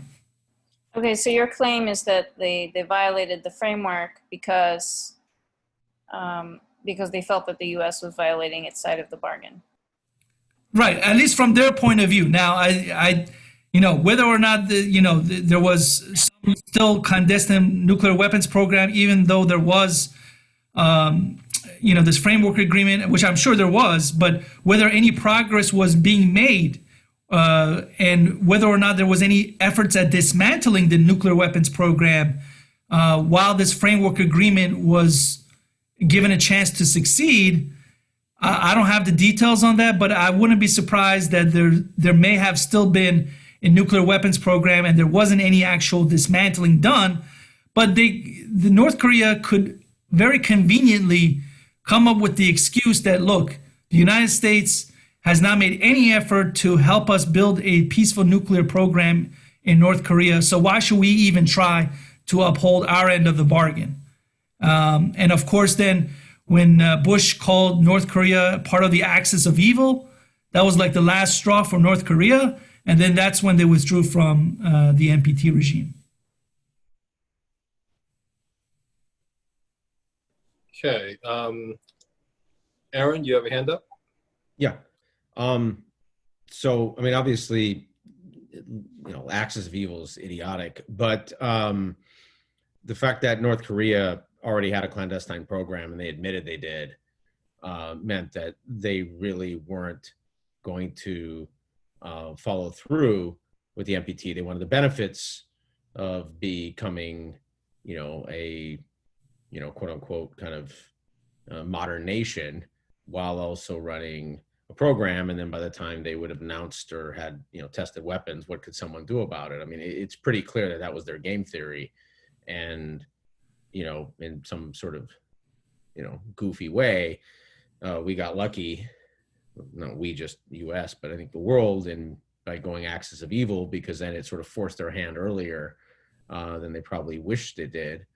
And they wound up admitting it anyways. I mean, in a strange way, I would argue North Korea is a great case on why pursuing nuclear weapons kind of at all costs is actually not a very intelligent strategy for a regional power that doesn't actually have, I mean, in their case, because, the thing people don't realize about the Korean Peninsula is there's just not a, there's just a succession of hostilities, right? The Korean War technically isn't over legally. And so, we're sort of in like a weird Groundhog Day there. I think that's a special case relative to other regions where you tend to have 2 or 3 actors that are trying to either escalate their capacity or create a capacity for a regional balance of power.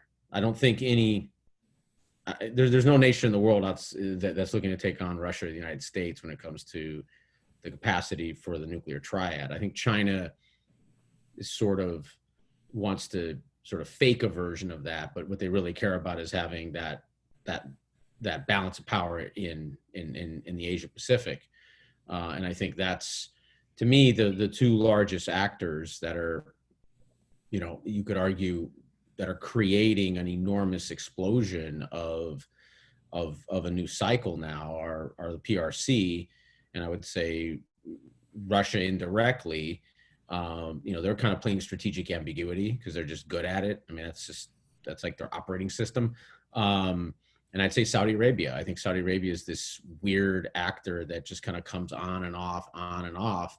And I think Iran, to their own detriment, is going to push the Saudis into a similar program that Iran had, that Iran created, right? And they'll get into their own cycle with each other. And if there is a place that I could see something weird happening, it's between the 2 of them, because they don't have the infrastructure like what we have with the Russians. The people don't realize, right? It's not 1963 again, right? We communicate. Our NORAD communicates to their version of NORAD. We have all these links that are put in place. The likelihood of a artificial or false launch is incredibly low now. I mean, between the Russians and the United States, it's almost, nothing's impossible, but it's incredibly low. whereas I think all these other countries that are sort of, they're almost all like in the 1950s, right? They're all sort of like stumbling their way there, but they don't have like a peer adversary that's stumbling with them, that at some point kind of crosses over, and then they both realize, like we got a little too far. I think India and Pakistan is maybe almost there, where they're almost at like a strategic parity, and realize why Pakistan did this, right? Pakistan did this because the Indian army was, it was like the Soviet Union to them. It was like 10 times bigger, right? And so the nuclear weapons gave it an advantage, and it was all tactical weapons, right? These aren't weapons that could hit China or Japan. I mean, obviously Fallout could, but I mean, not in terms of direct strikes. The goal was to hit Indian forces. So, I mean, I think we have to, or I don't have to do anything, but I think it's in our interest to look at these weapons as sort of uber balance of power tools. Ultimately, they're really not there to be sort of used, right? They're not battleships or aircraft carriers, or jets, right? They're these sort of, strategic chess piece boards that countries want because it gives them credibility in the region or within their own state to begin with. And it gives them a nationalism, whatever that means to that place, to be able to create an umbrella around it. And I think there's a handful of places that are a little different. I think Japan is different because the US umbrella covers Japan. But that, I think, only lasts as long as until the Chinese get the triad, which the Chinese are going to get the nuclear triad. It's a question of when. No one's going to stop them. I mean, if they want to stop themselves and, become a democratic country and not do it, that's fine. But I wouldn't put money on that one in the short term. So, I think that's the sort of world we're in. I still don't see nuclear war in the next 5, 10, 20, 30 years. So we haven't had nuclear war in the last 30 years.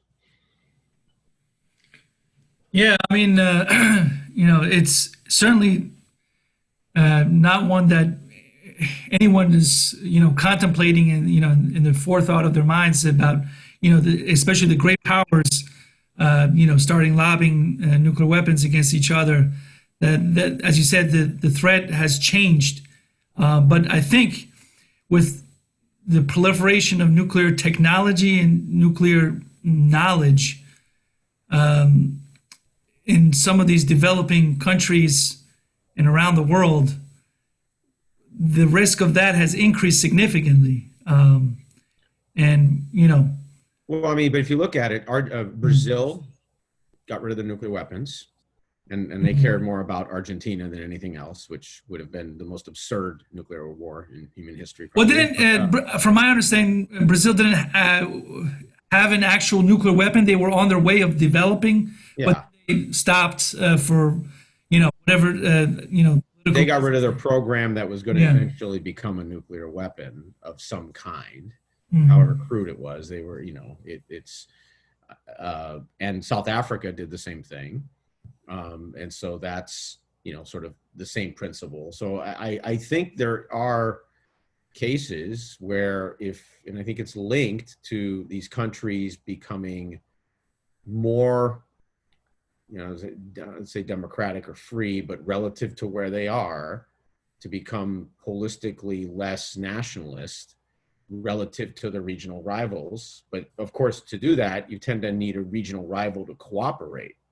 Right? If you give an inch and the regional rival takes a foot, well, then whoever's in political power is not likely to keep political power for obvious reasons.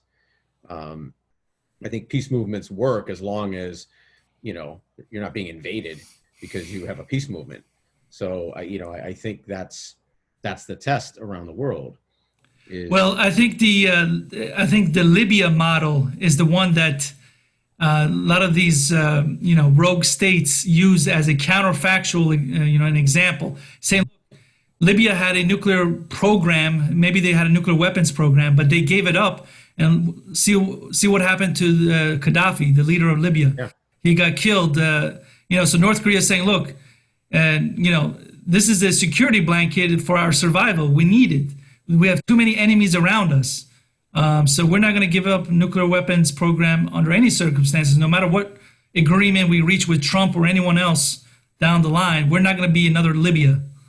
I mean, it's a rational, I mean, when you're looking at rational survival, which is what what states that have totalitarian or semi-totalitarian authority look at, that's a pretty rational response. I'm not saying I like it, but I'm saying, I think if we had to do it, well, I don't think anyone would have probably done anything different, but if someone wanted to have a different set of other outcomes, I think figuring a way that Libya would not disintegrate right after they have this type of agreement, even if they disintegrate 5 years later or 10 years later, you have enough space. But the fact that you create that linkage there, it's the guaranteed case. I mean, to me, the only way you're going to do this isn't some kind of supranational legalism, because there's no enforcement behind that anyways, right? There's no, you don't call the UN police department, because the UN, everyone in the UN's made up of contributing nations. I think the only way this works is when countries that have taken on very either authoritarian or anti-positive approaches to being a state change to some degree and get tired of the state that they're under, then you're going to see states that realize that, oh, wow, I don't want to spend as much money on this. Because I think that's the biggest thing, too. These programs aren't cheap. They cost an enormous amount of resources, especially in the modern world, resources that can be spent doing, it's your best engineers you have in your country doing this versus, everything else they could be doing with the engineering talent they have. Well, see, I think this is another thing that maybe I just touched upon, but I need to just put a little more emphasis, that international law as a whole has evolved from a more state-centric emphasis and format to a more human-centric and human rights-based, format and norm. So when you look at it from a more humanistic level, nuclear weapons don't make sense for human civilization as a whole. But if you're looking at it from a state-centric point of view, then of course it makes all the sense in the world to have nuclear weapons and as much of it as possible. Because as I said, it's a security blanket for that state. But if you're talking about the individual lives of human beings and their future and their prosperity, then nuclear weapons isn't necessarily the best way to go about ensuring that security. Yeah, I mean, I don't think anyone argues that it is, but I think most people don't walk around and say I'm a member of the global nation of humans. Mm-hmm. Right? People are members of a state, or at least the majority of populations, except for the most global or the most elite or the most academic or the most intellectual, maybe. But on the average, probably 70 to 99% feel that they are where they are, right? Like they are, if they're Italian, they think they're Italian. Even then, they probably think they're Northern Italian or Southern Italian or Sicilian, whatever. But, and so I think in the end, if you're going to have any change, you're going to have a change within these states to change their behavior when it comes to how they contribute or how they focus their emphasis on rebalancing within their regions other actors that have nuclear weapons. Can I see a day when the British denuclearize completely? Sure, it'll be completely financial for them. It won't make any sense. Mm-hmm. They'll have maxed out all the benefits so that they can run whatever few nuclear plants they have. The French will never do it because they're a nuclear superpower from an energy standpoint. I mean, it's almost like building the bomb is sort of like it's like a used Toyota to them. I mean, it's just sort of like, it's whatever. The key to them is, okay, don't help anyone else build dual use capacity, which is gray. I think dual use is one of these things that I think we think it's a far broader, fork in the road. That's one of those things that's really hard. How do you monitor nuclear engineers? Because that's what this is, right? This isn't space alien technology. It's brilliant human beings that come together that do an enormous amount of, you know, technical work. And then there's a little bit of material, you know, so it's how do you regulate, you know, the thousands, tens, maybe in some cases, hundreds of thousands of people who are experts. And how do you know that a place is moving beyond its single use purpose of energy to a dual use? That to me is a hard thing to do. You're going to put No, ankle it will bracelets stay on that way. everybody. I mean, that, you know, you get a PhD in nuclear, you know, in any nuclear field, you get an ankle bracelet the rest of your life. I mean, I don't think people want to sign up for that. Okay, let's try nice the breakout room.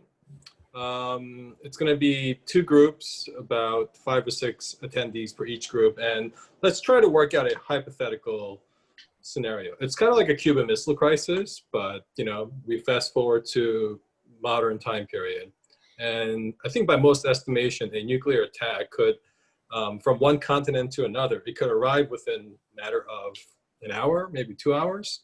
So let's say if it's an intentional attack, not an accident or not a miscue or inadvertent, you know, launch, it's an intentional attack by some other state. What will be the proper response? Do you retaliate? Do you try to intercept it? Do you try to negotiate? What it is that you would do? And, you know, we can certainly fill in the gaps, you know, where is it from? Is it from a, you know, hostile nation? Is it from a nation that maybe is not so hostile, but they betrayed certain treaties? Let's kind of work through the thought process. But this will kind of, you know, I think illustrate some of the dilemma that we have with the current state of affairs. So we'll try that for about 15 minutes, and then we'll come back and just kind of share what we talked about. So the groups will be assigned randomly, and just, you know, feel free to discuss amongst yourselves what you would advise the commander-in-chief to do. A quick question. Is this a large scale attack or a single missile? I will leave that up to your imagination. Okay. But You said it's intentional or not intentional? Oh, it's intentional. It's not accidental, not a miscue. It's an intentional attack. But, you know, again, if you're going down the analysis of, well, if it's from this, you know, nation, we would handle it differently versus that nation. Well, that kind of shows you some of the, you know, arbitrariness about how, you know, nations, you know, react to a potential threat. So let's try this breakout room, and we'll come back in about 15 minutes.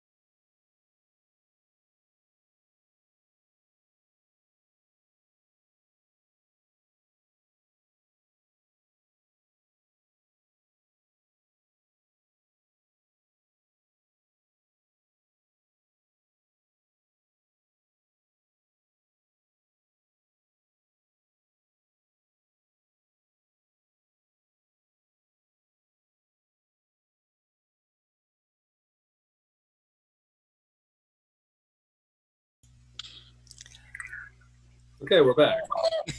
So, anybody want to share? I was hoping I was gonna talk about preemptive strikes. Good.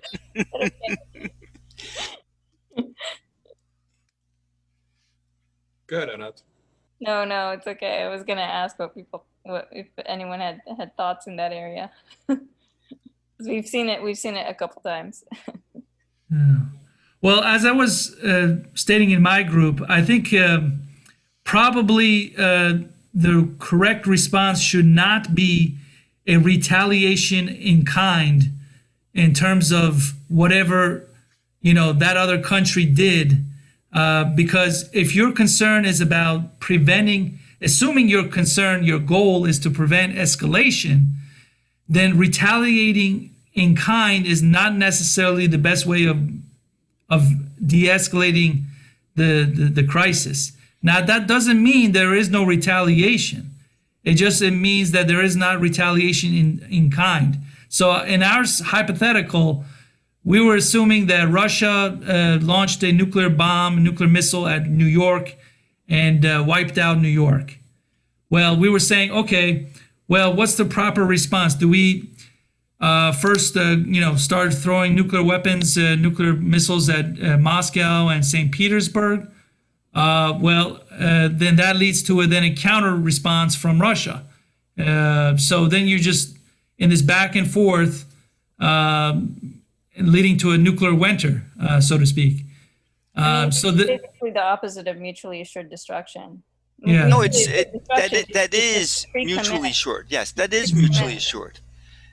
So then there's the second scenario then was, okay, well then instead of, wiping out their cities in kind, what if we just use your conventional weapons, your conventional forces to destroy any ability of Russia to continue its aggression, its attack with nuclear weapons. So try to take out all their nuclear submarines, take out their nuclear bombers, try to take out all their nuclear silos.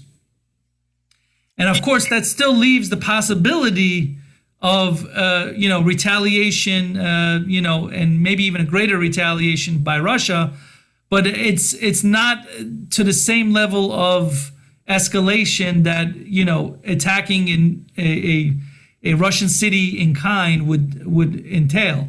So that's the second alternative. Then the third alternative is, as Mikhail was saying, you use a less lethal or non-lethal form of retaliation that would cripple their economy, but without actually any significant damage to the population. So that was like a cyber attack that wipes out all their critical infrastructure in one fell swoop. That's the third option. Ali, may I clarify one thing? Yeah, go ahead. When we were discussing, I didn't agree that conventional response could be adequate. You cannot prevent further nuclear attack by using non-nuclear means. To me, it's technically impossible. So you would have to use nuclear weapons, but not targeting big cities, but targeting known weapon sites. Mm. When you listen to your scenarios, this could happen, this could happen. Given your first scenario, Russia launched at us, we launched at them. What do you think is going to be left of the Earth? I mean, just give it two bombs. Let's say they shot us, we shot them. And yes, you have enough nuclear capacity. One bomb could virtually take out New York City. The same thing we could do to Moscow, let's say. But what's going to be left? What's after that? You're saying, don't do this, use this, or do that. There's going to be total destruction because people will not be able to think, because you're going to take out an infrastructure. If you took out New York City, what do you think is going to happen to the rest of the country? You're virtually going to shut it down because there's so many other infrastructures to go through there. The same thing with Moscow. It's much worse than COVID, for sure. Yeah. But destroying two big cities or even the largest cities in the countries is not the end to the whole earth. No, it's not. But you're going to cripple it for a while. Right. It's going to be, so if I shot one bomb, I'll sit back and say, okay, I'll see you guys in 6 months, because it's going to take you that long to figure out, okay, we have people, we have to take care of them, because you just do not have the medical facilities. Right. What's the alternative? The alternative, I think, I'm going to be very honest with you. I think that there's enough rational people. So there's one. You may 6 guys in the room, but there's going to be one person to say, maybe we shouldn't push that button. That wasn't the scenario. We were operating on a different scenario.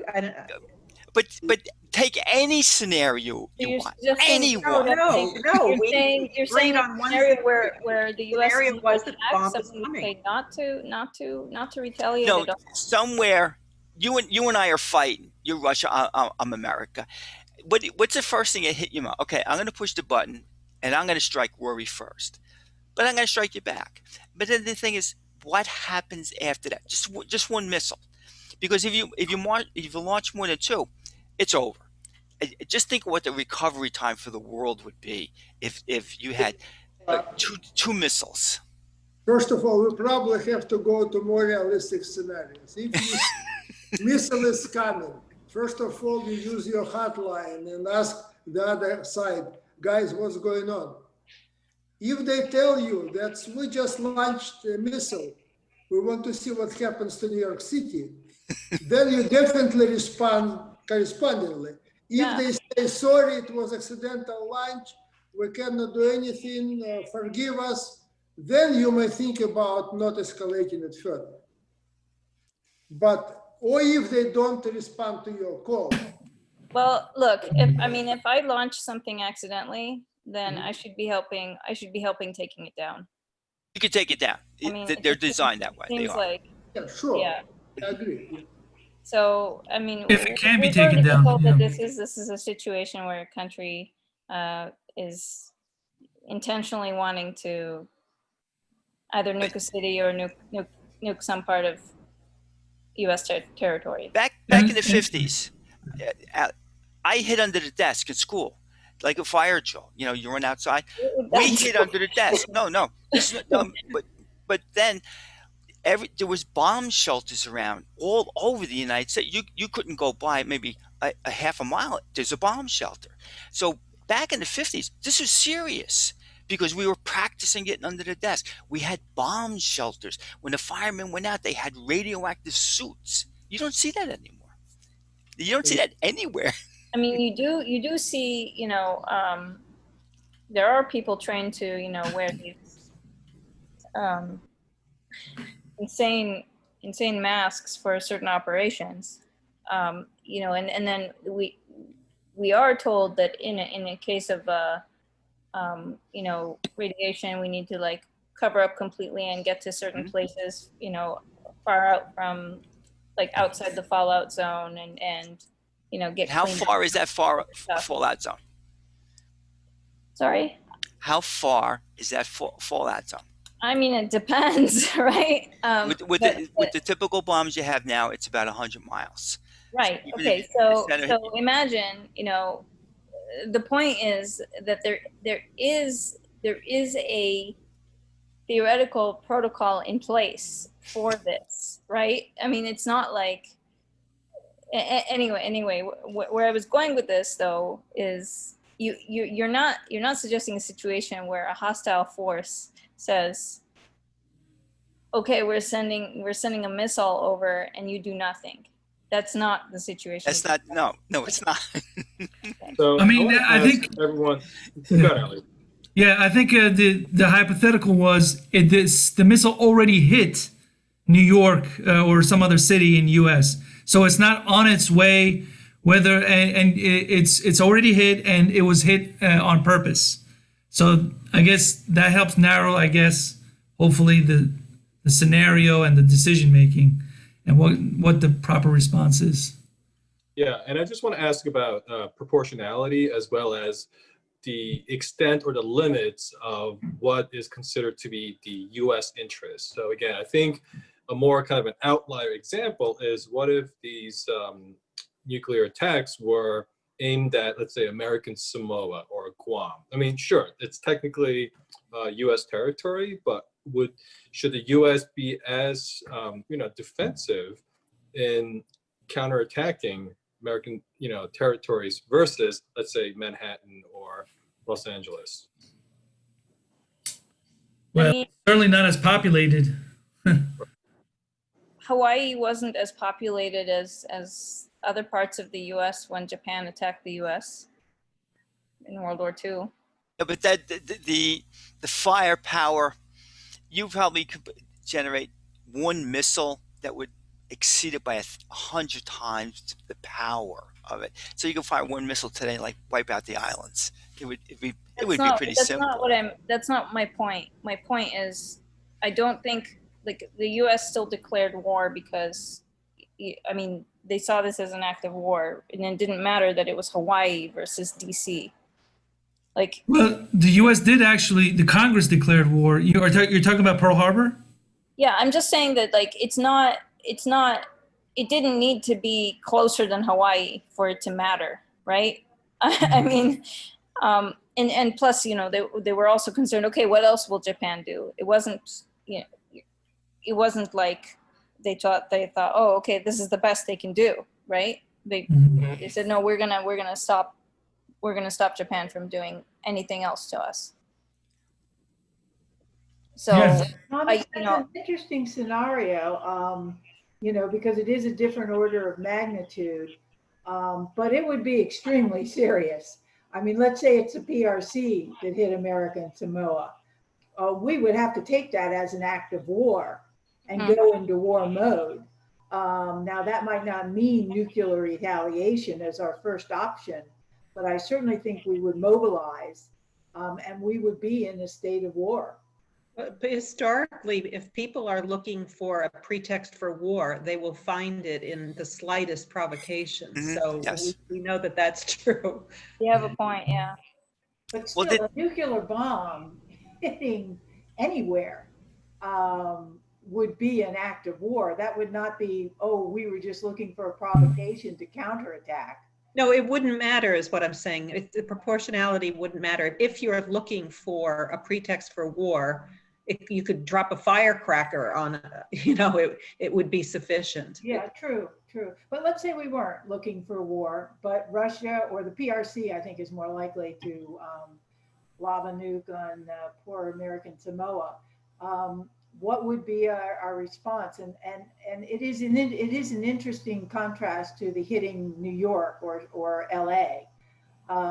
It does seem as though, but there would be no doubt we'd be in a state of war. We would be attacking their offensive capabilities conventionally, probably very similar to what we would do if they hit, the mainland somewhere.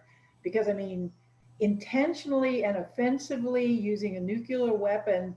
I mean, if they did it against Japan, if they did it against India, everybody would go onto a war footing. There'd be no question, it seems to me.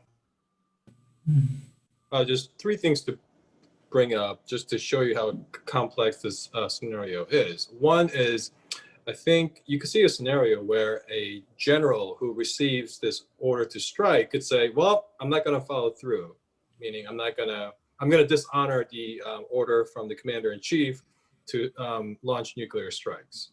And that becomes a whole nother issue. And I think this scenario was actually thought through in Pentagon.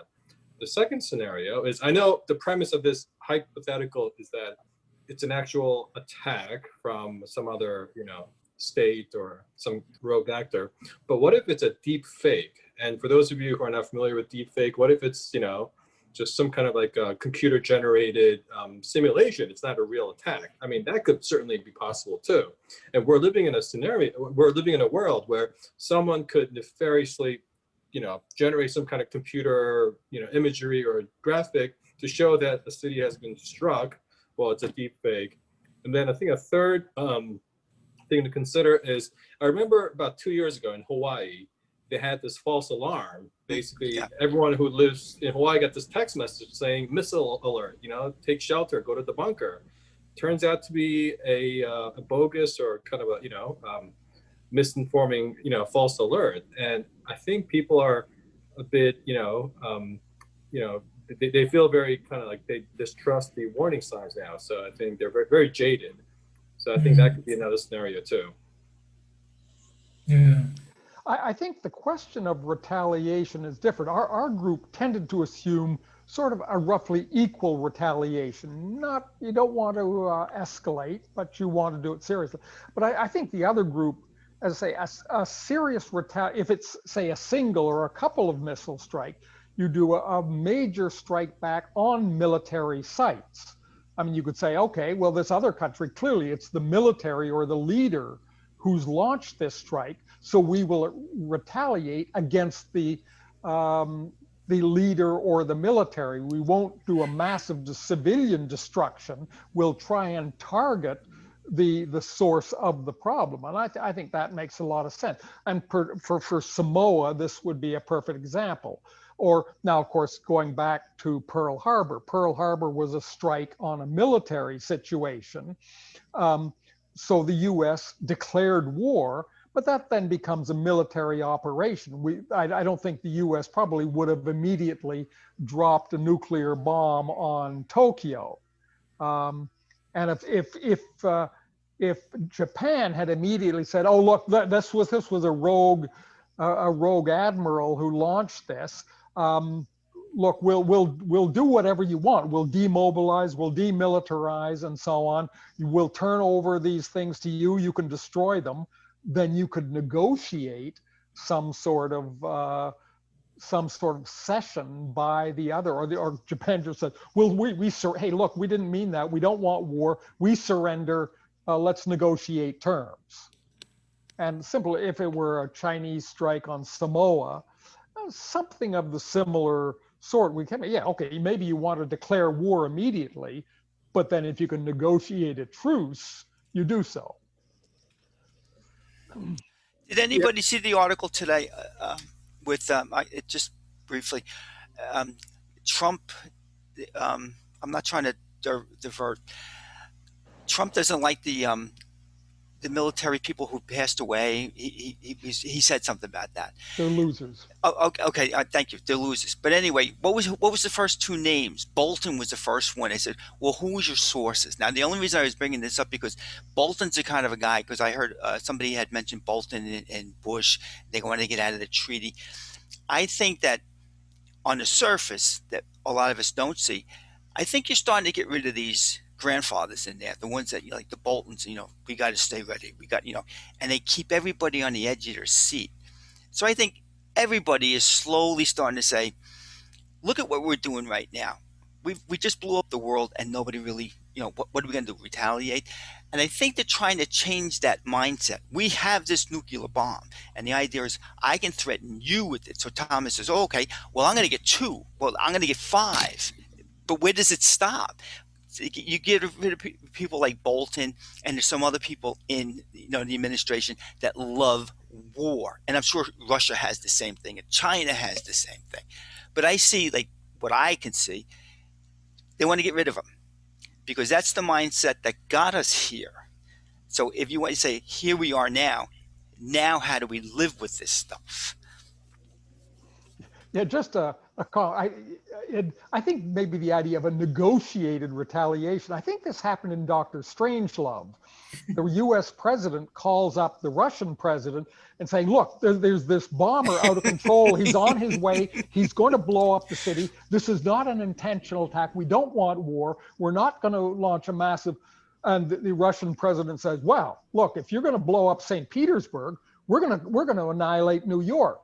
The Russian president, I think the American president said, oh, well, no, New York would be escalation. Look, we'll give you Boston. Oh, yeah, that was funny. So you sort of negotiate, okay, we'll give you something equivalent, and then we'll call it quits. I mean, that's a macabre example. That's a macabre example, but you want to negotiate a de-escalation. Actually, our group went with Idiocracy rather than your movie. which was everybody intelligent got wiped out, and now the country's run by a bunch of people who are not very intelligent. Yeah, idiots. Yeah. By the way, in terms of the idea of who's going to do this, yeah, I mean, it's an insane thing to launch the first strike, just to go back to the step previously.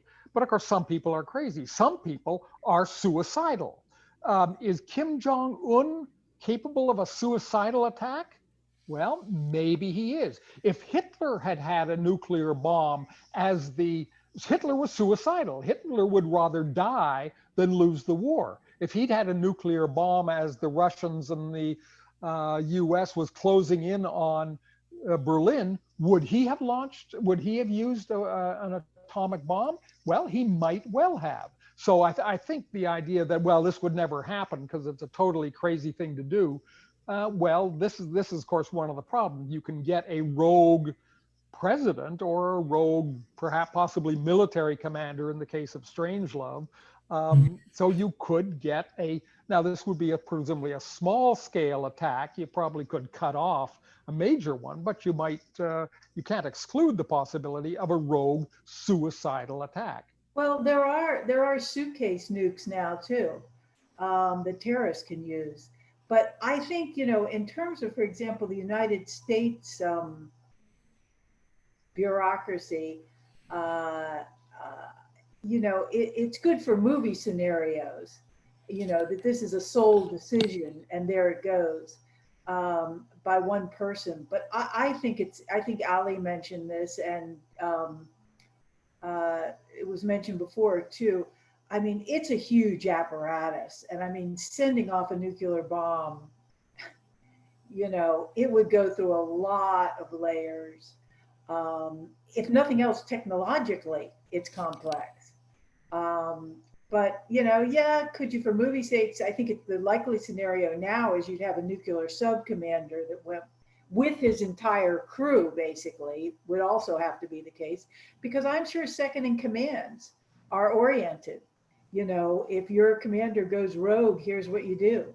So it would have to be the entire crew of a nuclear sub, basically, that would, nuclear armed sub, that would have to go rogue. And, I guess that's a possibility. I'm not even sure Kim Jong-il could unilaterally do a nuclear strike. But, you can get hierarchies of madness where you do have an inner coterie that do agree. So, but yeah, I think the one madman leader, again, it's great for movies and books, but I don't think that's the world we live in now, thank God. By the way, just a comment on the nuclear suitcase, and somebody mentioned a nuclear grenade. These, as my understanding, are not nuclear explosions. They're they're substantial releases of radioactivity. They're dirty bombs, not really nuclear bombs, so they can do a lot of damage. They are dirty, but they're not nuclear. They're not massive nuclear explosions. If you wanted to be semantics, but I said that when we were training with the nuclear grenades, you had to have a glove on because you didn't want to get, the radiation. But when you threw it, it was a couple 100 feet that was just wiped out for years. And but by radioactivity, not by the explosion. But it was radioactivity. But if you threw 20 of them, let's say you had a platoon out there and everybody threw one, it's just like, okay, here's this nice big area that nobody can go near for the next couple of years. Well, that's what they talk about, the danger of not a nuclear attack. That's called dirty bomb. But by a dirty bomb.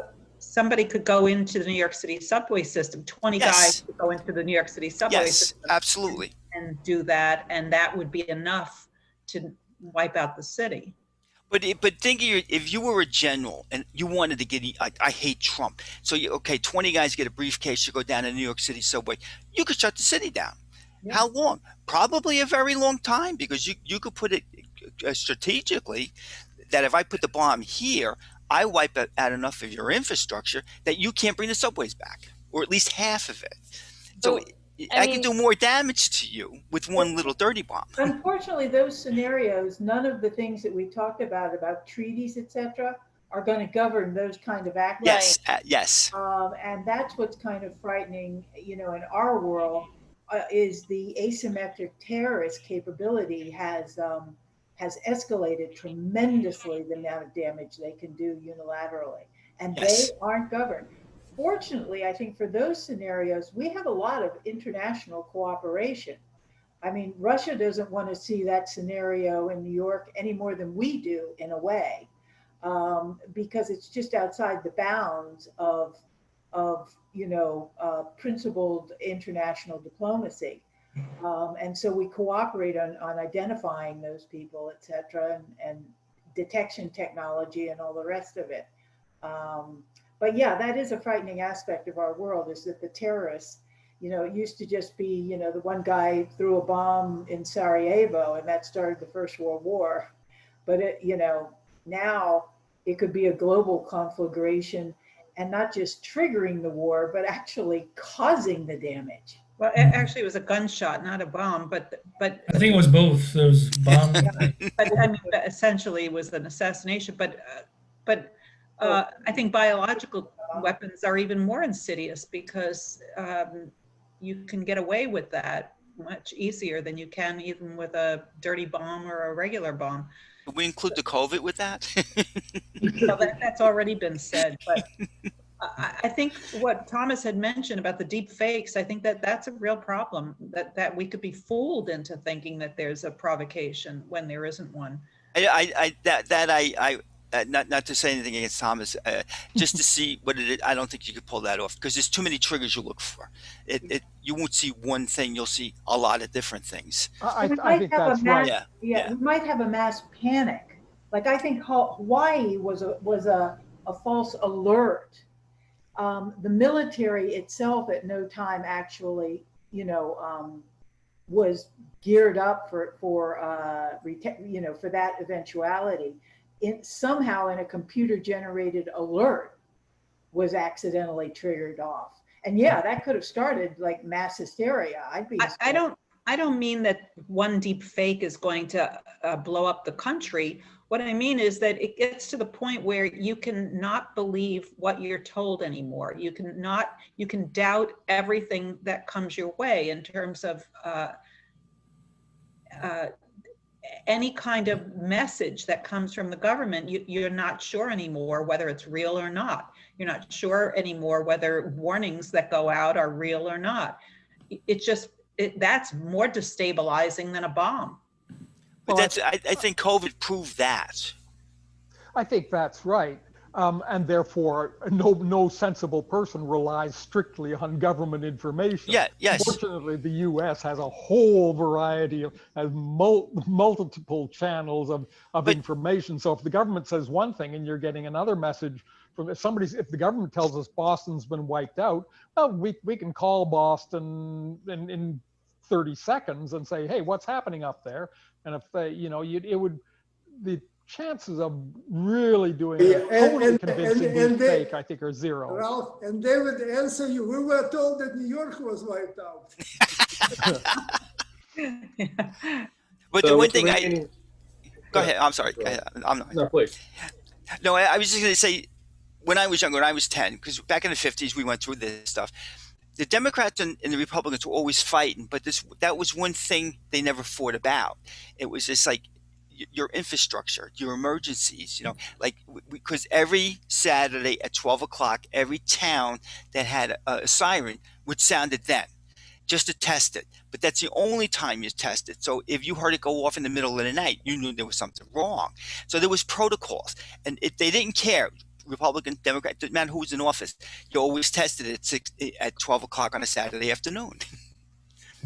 Okay. So with the time remaining, maybe the next 5-10 minutes, I just want to comment on, because we talked about the JCPOA, and because we're in the thick of very contentious presidential election cycle, let's say if in a hypothetical world Joe Biden gets in, do you think he's going to revive the JCPOA, or are they going to The Iran nuclear deal, right? Yes, correct. What do you think is going to happen? Well, I think he will. I mean, he stated he's going to re-enter the deal. Whether Iran wants to re-enter the deal as well at that point, I don't know. There's been probably some damage that is beyond repair How well it can be repaired, whatever it can be repaired, I don't know. But they'll probably need to put a modification or an addendum to that agreement if Joe Biden gets elected. I cannot see how it could be done without amending the agreement, because between the concluding the treaty and today, 2 years ago, Mossad found this a huge trove of documents showing that Iran was cheating all the way. So you cannot ignore this. It's too important information to ignore. So something has to be, somehow it has to be accounted for. Yeah, well, I mean, I think you have to take into account who's giving you the information, when are they giving you the information, and what purpose they're giving you the information. Take that all into consideration, and then make your own decision as a neutral body, such as the IAEA, as to whether or not you can re-enter the deal successfully. And at this point, there's only a few more years left. Even if Biden got into office, he would need to, restart the clock, assuming that we can establish a minimum level of trust or baseline to build on in terms of cooperation, because it's already like 5 years have gone by. So, what kind of agreement, future agreement, what future negotiations can happen, it's tough to say, because so much politics, unfortunately, as I said, is involved in these kinds of issues, in these kinds of decisions, where, usually you enter into an agreement between people that have some level of trust, at least as to the agreement.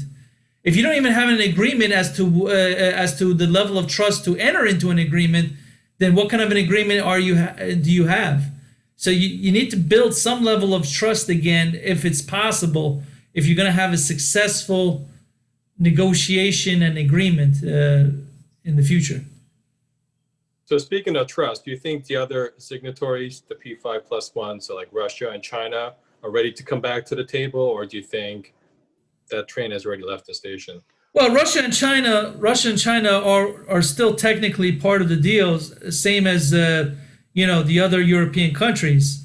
The question is, if the United States comes back into the deal, under what circumstances will it come back in? And would Iran agree to any changes that might need to happen if the United States wants to come back in? Because where we were 5 years ago is not where we are now in terms of Iran's nuclear program.